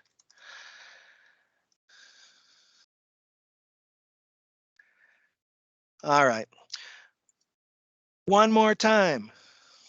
There we go. ASG1 Web. That's the one that I created before class. Right. So like I said, the created ASG is nothing to look at. I would expect there to be an add button. Nope, can't do that. In order to populate your new ASG, you need to do that if you're going to go in the portal at the NIC level. So let's say we want Web 1 and Web 2, our two web servers, to be part of that ASG. We'll go first to Web 1. And I know I'm clicking through a lot. I would encourage you, given the scope of networking in general and how rapidly I'm going, to rely on the recording. That's what I always tell my students, because you should get more out of it upon subsequent studies. So once we load up the networking blade for this VM here on the networking blade, it's kind of hard to find. It's inbound rules, outbound rules, and then application security groups. It's kind of hidden away in the interface. Configure the application security groups, and then we can make the association here, you see. Need to make sure to save. And then if we come back to Web 2, we can race on over to networking, race on over to application security groups, configure the application security groups, open the menu, populate it, save. Great. So how do ASGs work with NSGs, you might be wondering. Okay, well, let's head on over there next. I've got one of those pre-baked and ready to go, imaginatively called Network Security Group. Aren't I imaginative? So here we have control over inbound and outbound security rules. We don't have the time to discuss all of the baked in or built in ones, but I'll just say in a nutshell, like I said, traffic as it's coming in and being accepted by the NSG, NSG will perform a hash computation of source and destination IP, source and destination port number, and protocol, and that resulting hash identifies a conversation. The rules are evaluated in descending priority. Now, lower integers are actually higher priorities. The built-in rules are just meant to be a safety net. Actually, it's meant to be a convenience and a safety net. The most important built-in rule is the deny all inbound, and on the outbound side, deny all outbound. Because one at a time in descending priority, each of those traffic conversations will be evaluated. The first rule that matches becomes the effective one, and then further processing stops. If something changes that recomputes the hash value, for instance, the port number changes, that would be evaluated again. Microsoft calls this the 5-tuple or 5-property rule of network security groups. But these deny alls are saying if any of the preceding rules don't match, drop the traffic. Any port, any protocol, any source, any destination, deny. Now, you can't delete or modify the built-in rules, but you can override them by creating your own rules that have a higher priority and they would therefore be evaluated first. Let's just take a look at some of the options for inbound and outbound security rules. For your source, you can do any, that's going to be any public or private IP, period. IP addresses, this is actually an array. It's not really obvious, but you can do a comma-separated list of IPs and ranges. I'm focusing on Internet Protocol version 4, but we can also mix and match IPv6 and Azure networking. We've got our port ranges. Star would indicate any. So that's IP addresses. Service tags, you might know, is a collection of IP prefixes that Microsoft creates for us as a convenience. Internet would be any public IP address, whether it's Microsoft owned or not. Virtual network is any private IP address. So that would be useful when you're directing traffic among your VNets and between your VNets and your on-prem environments, that kind of thing. And then for each service, there's normally a service tag. This allows you to shape traffic really granularly, including right down to the region. Let's say you needed inbound traffic from Azure SQL, but only from, a certain region. You can get right down regionally to these service tags. Microsoft actually publishes these service tag ranges every month. So they're known. So that means malicious folks have those addresses as well. This is another reason to be careful with those VMs. So that's service tag. And then lastly, we have application security group, which is where we can tap in to those ASGs. So again, the idea here is that you can really granularly sculpt your inbound and outbound traffic flows within your VNets. And also if you're doing peerings or VPNs to connect VNets together, you can go across VNets as well. So anyway, that's about it for that.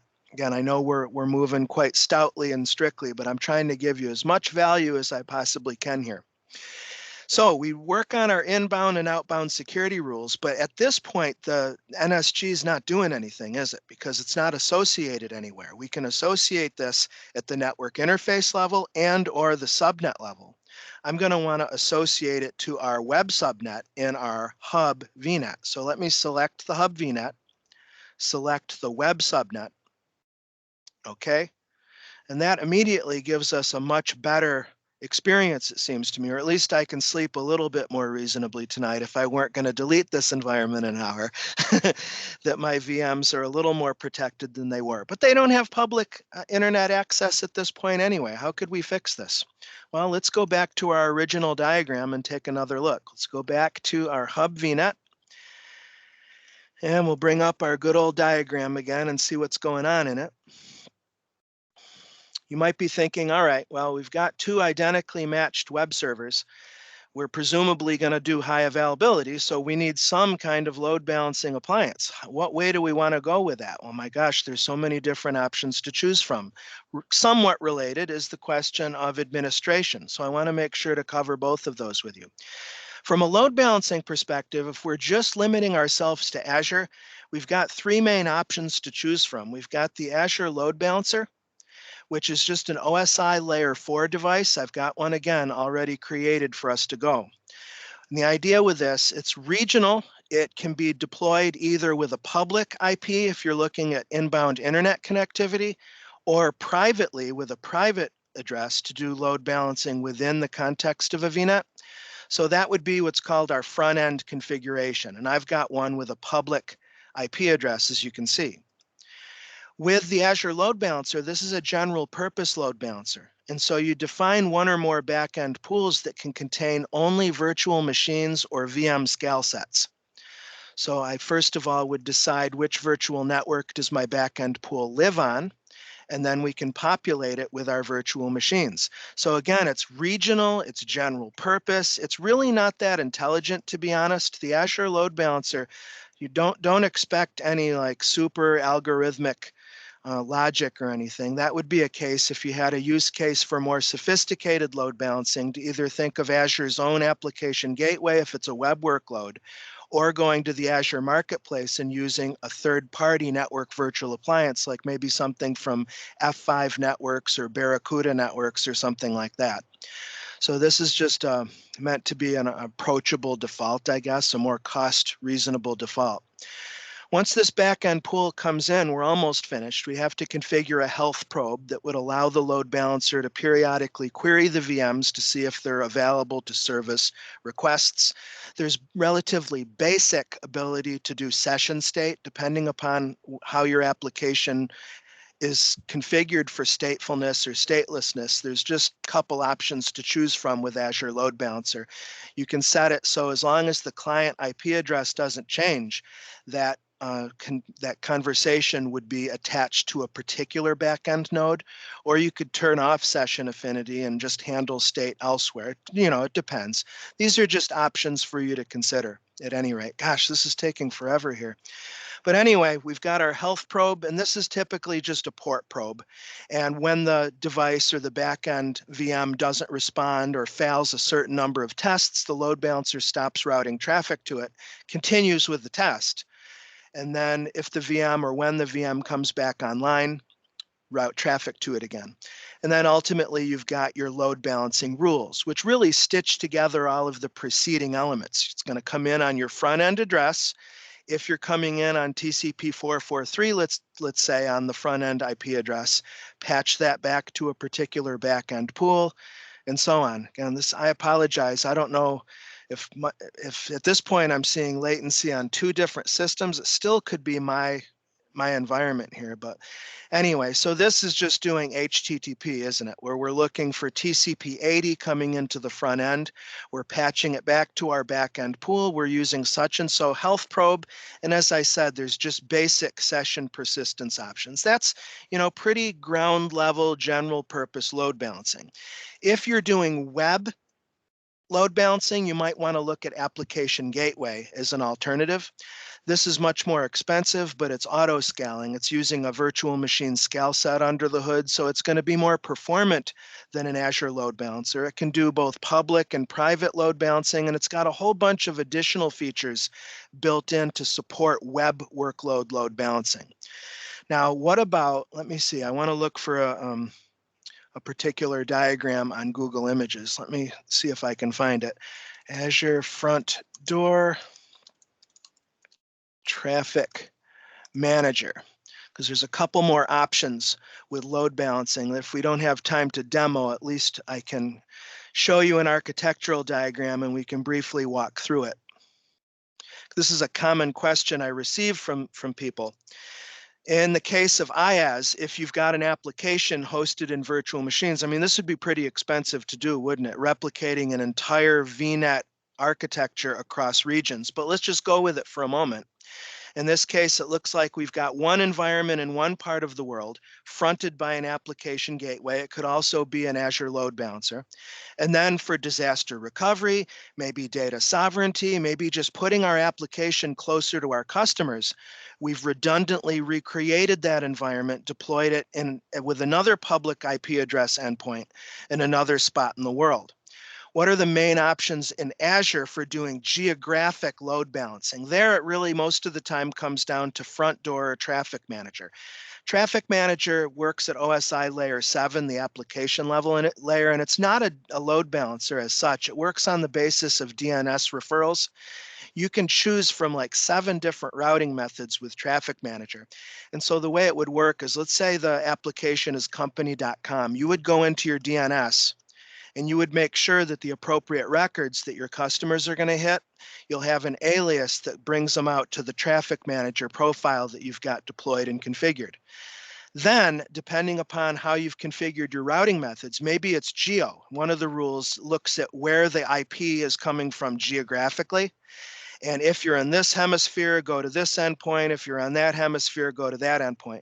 But all of this is happening by means of DNS referrals. So Traffic Manager decides on an IP address to send back, but it happens through DNS. So ultimately, in the last step, The client application receives the resolution from its authoritative DNS server from Traffic Manager, and then the client makes a direct connection to that endpoint. It's pretty slick.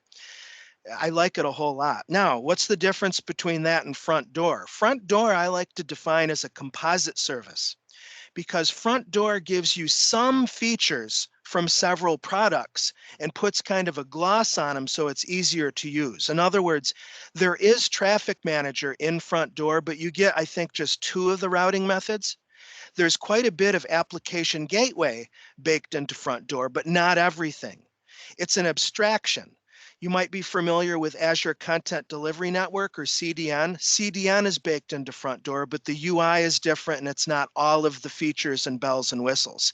So what I like to say is, in summary, is if your team is already high in terms of skills with Azure networking, it would probably come down to management complexity, your tolerance for management complexity, and doing a cost comparison between deploying the resources separately, that is, having traffic managers and application gateways and CDN profiles, versus deploying a single Front Door that includes those separate components all in one resource. So that's just some stuff for you to think about with that, okay? All right, what else? What about management? I've deployed an Azure Bastion into its own subnet here.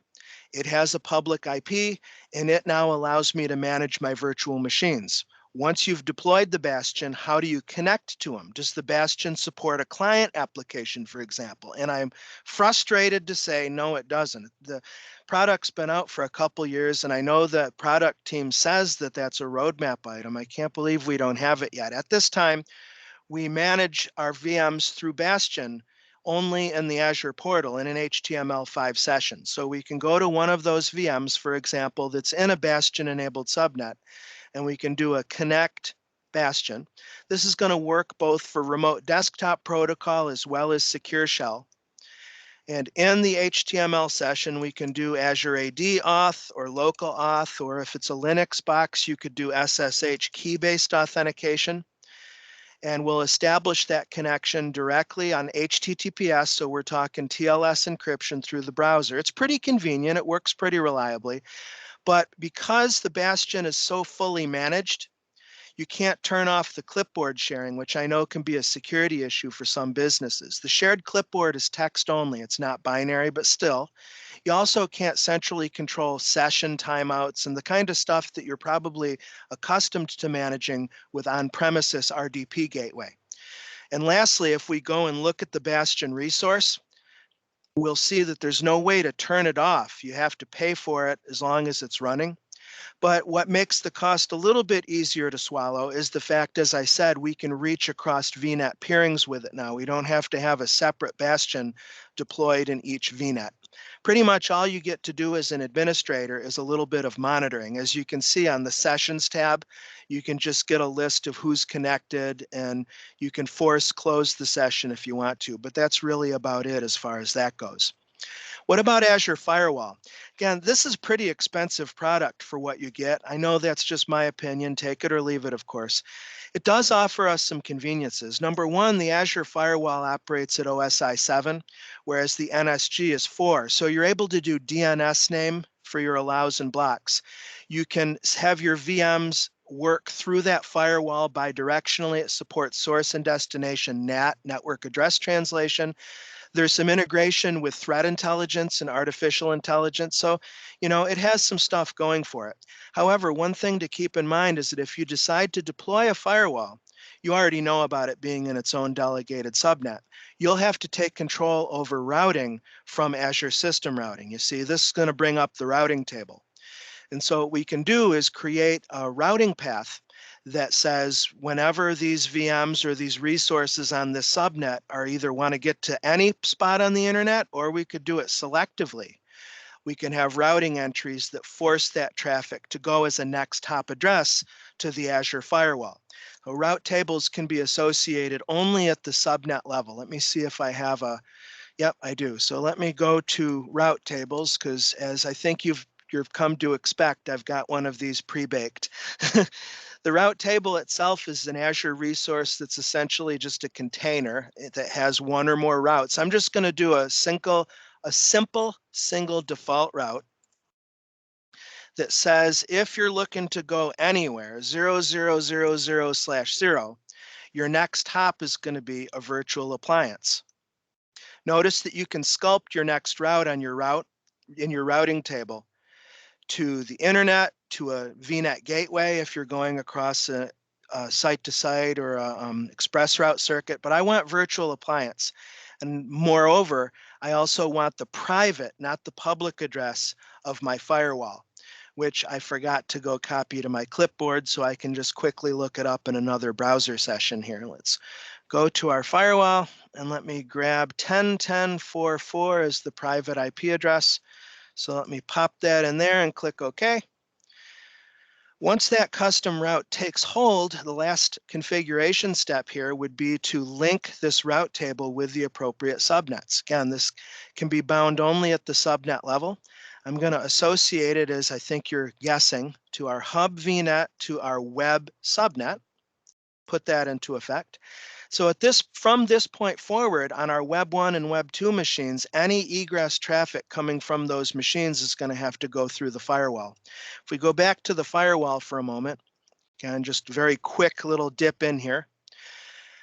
This has been changing a lot. Microsoft is doing work on Azure Firewall. I have mine set up to use what they call classic rules, but now Microsoft is trying to help customers consolidate where you can create Azure Firewall policies, and then you can control and manage multiple Azure Firewall instances using this Firewall Manager, as it's called. But I'm just kicking it old school.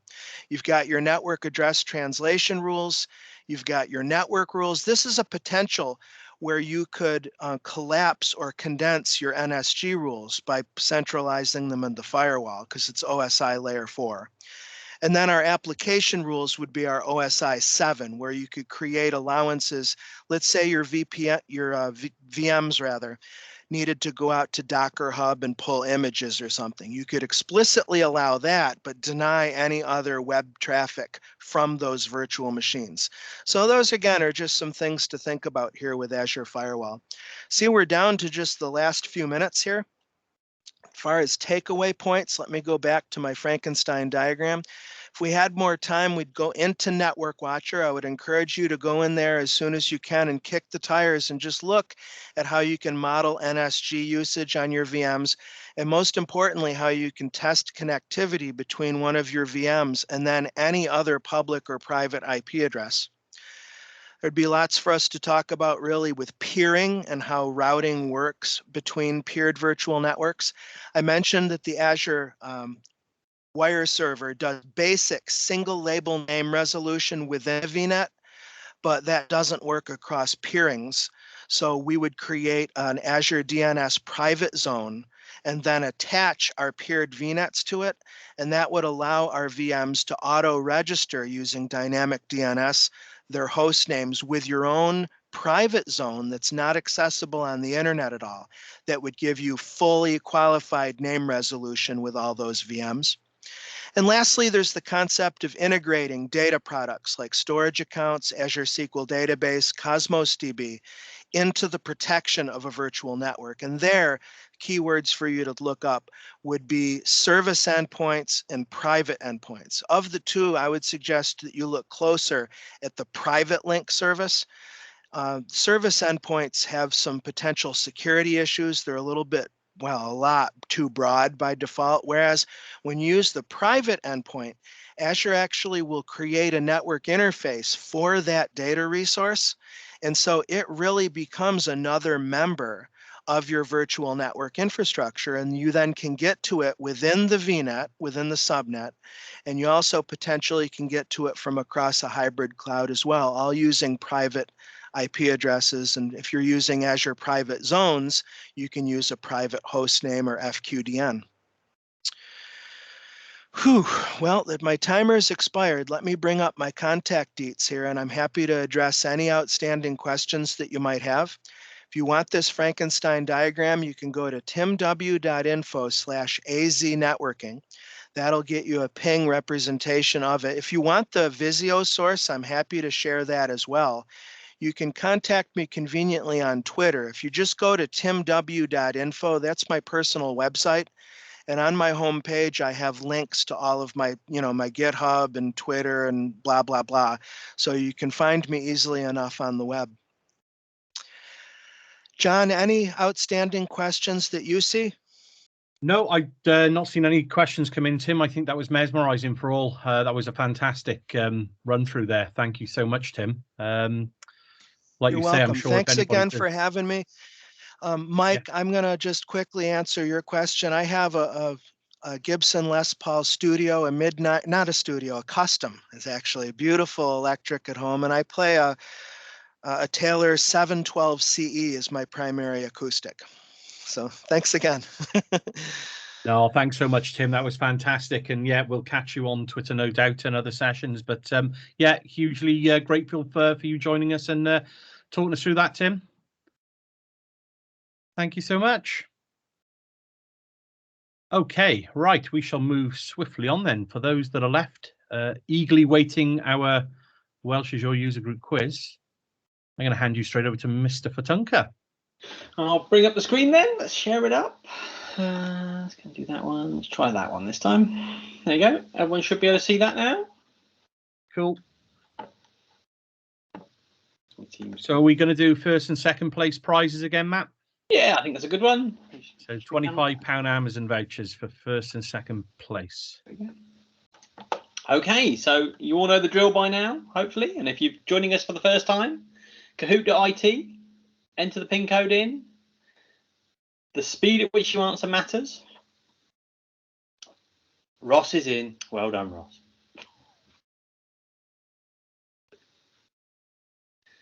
Racking up. We should have about, I would hope to see about 20 people in there, I think.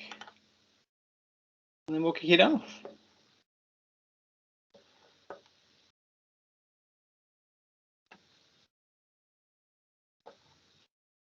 Any more for any more?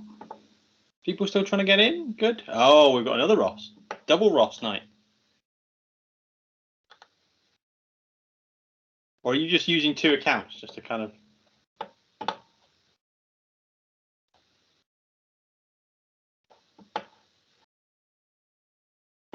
Any more?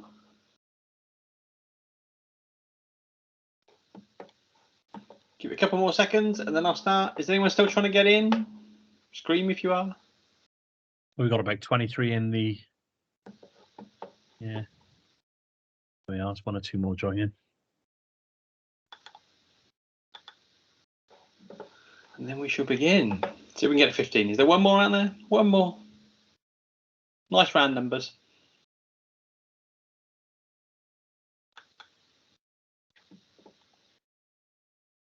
Always good opportunity tonight to win some prizes.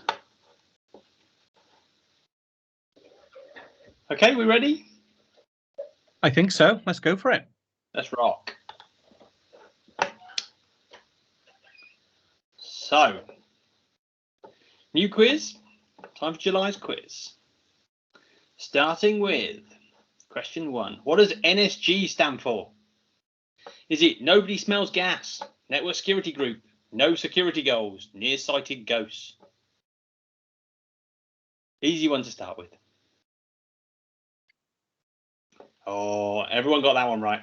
I'm pretty pleased about that. Oh, no.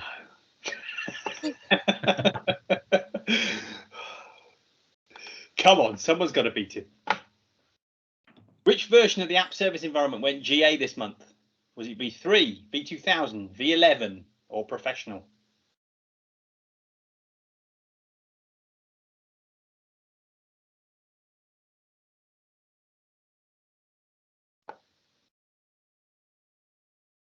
It was V3. 9 of you got that one right. Good. Supposed to promise a lot easier networking. Haven't tried it yet myself. Just too quick on those fingers, Ross. Question 3. Which of the following does not route network traffic? Traffic manager, application gateway, a load balancer, or Terraform?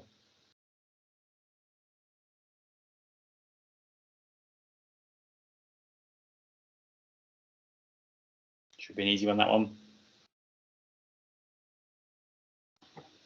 Load balancer, come on. Yep, you're absolutely right. It was Terraform. It's not even remotely related. So we've got a good competition at the top now between Ross and Chris. Question 4. Which of the following is not a Microsoft conference? Build, Ignite, Explode, Inspire. That'd be a good one if it was. I totally agree.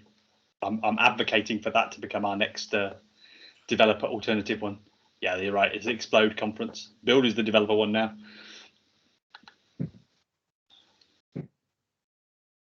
Still tight at the top. There's not a lot separating the top 5 at the moment. It's good. Question 5. What's the name of the new GitHub feature that uses AI to provide code snippets? Is it Copilot, Watson, Dependabot, or Cortana?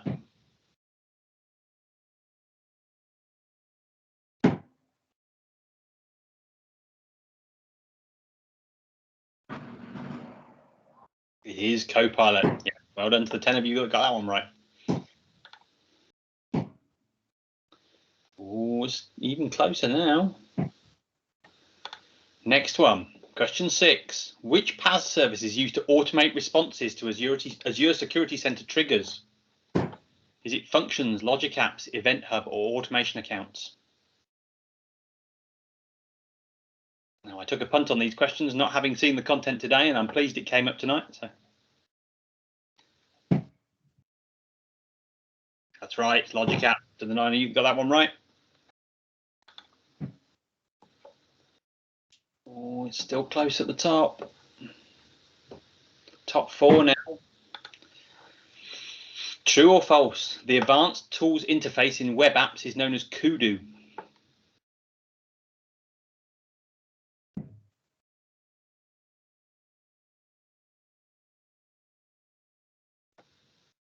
Oh, split. It's true. It's the underlying name. If you look on search, there's a GitHub repo out there called Project Kudu, which has all the documentation for it. That split things up a bit. Still close up there. Question 8. Which of the following is not an Azure policy effect? Deny, audit, deploy if not exists, alert. Thought I'd throw in a bit of a curveball one there. Not even related to any of the content tonight.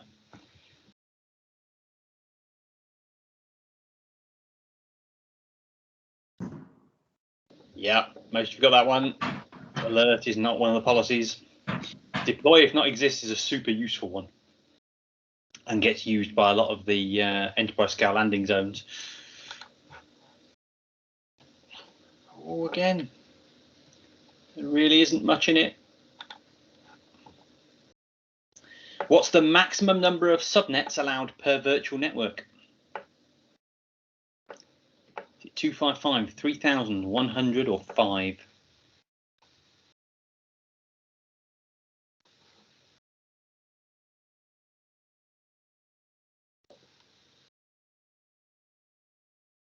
The answer is 3,000, according to the Azure limits.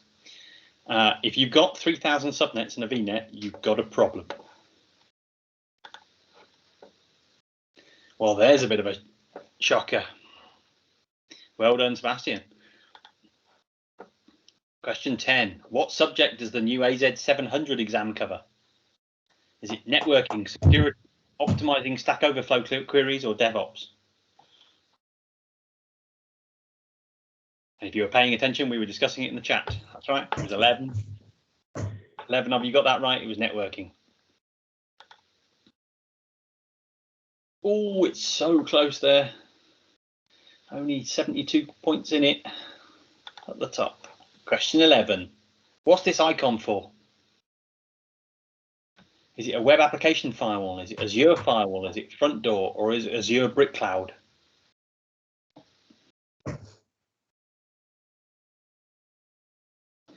It is Azure Firewall. Well done. Oh, he's taking the lead again. Sebastian, what happened there? What's the IP address that provides Azure Platform DNS services? I'm not going to read them out. You can figure them out yourselves.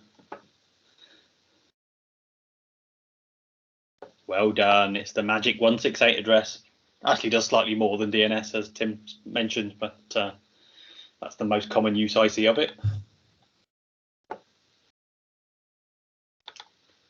Rattling through them now. Question 13. What TCP port does RDP use? 23, 3389, 80 or 666? Bonus points if you can tell me what used port 666.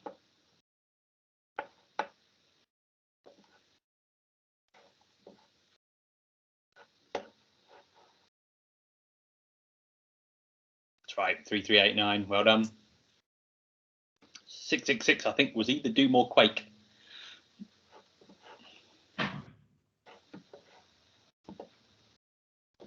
Well, we've had a bit of a shake-up at the top, but there's not a lot in it. Question 14. What does UDR stand for? Underwear dries rapidly. Users don't read. User defined route. Unique defined range.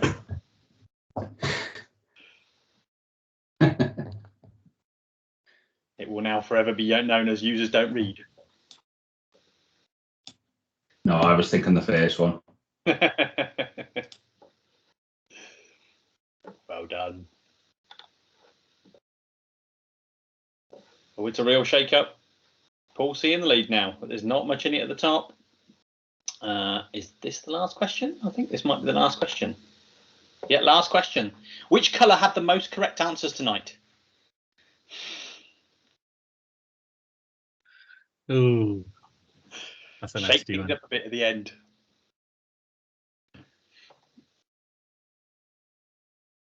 Because it would have been more confusing if I'd switched the names and the colours of the actual icons around, but one for next time maybe.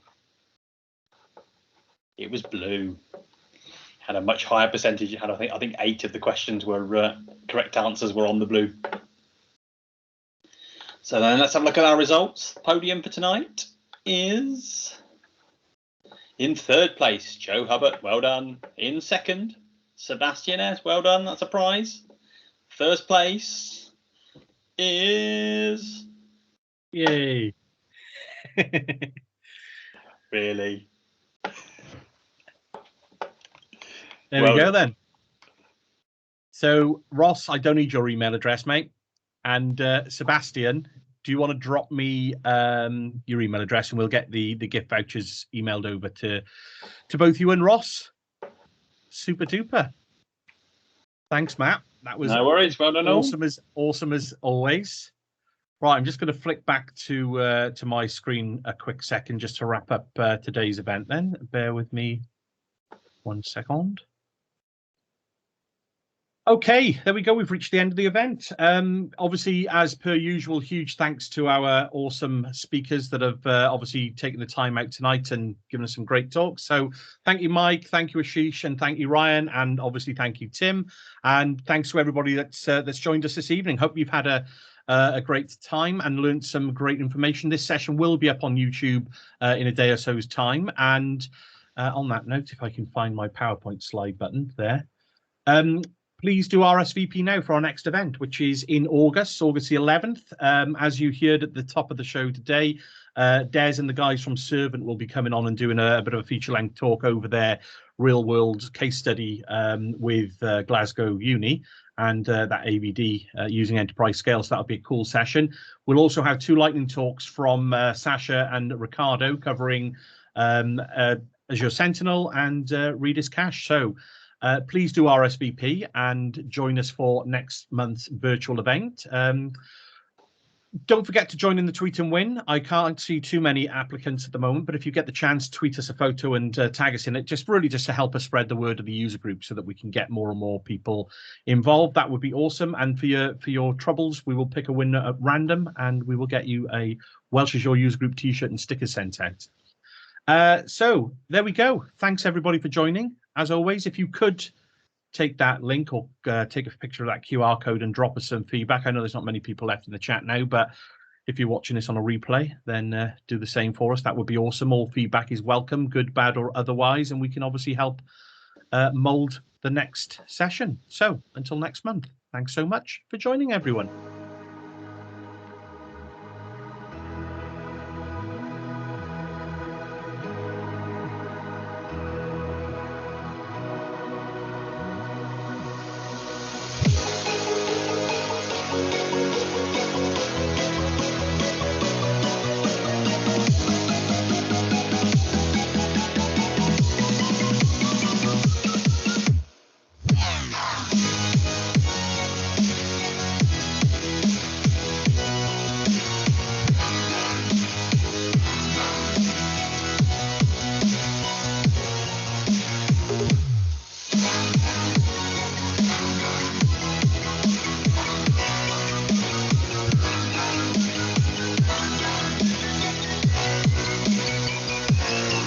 Cheers, guys.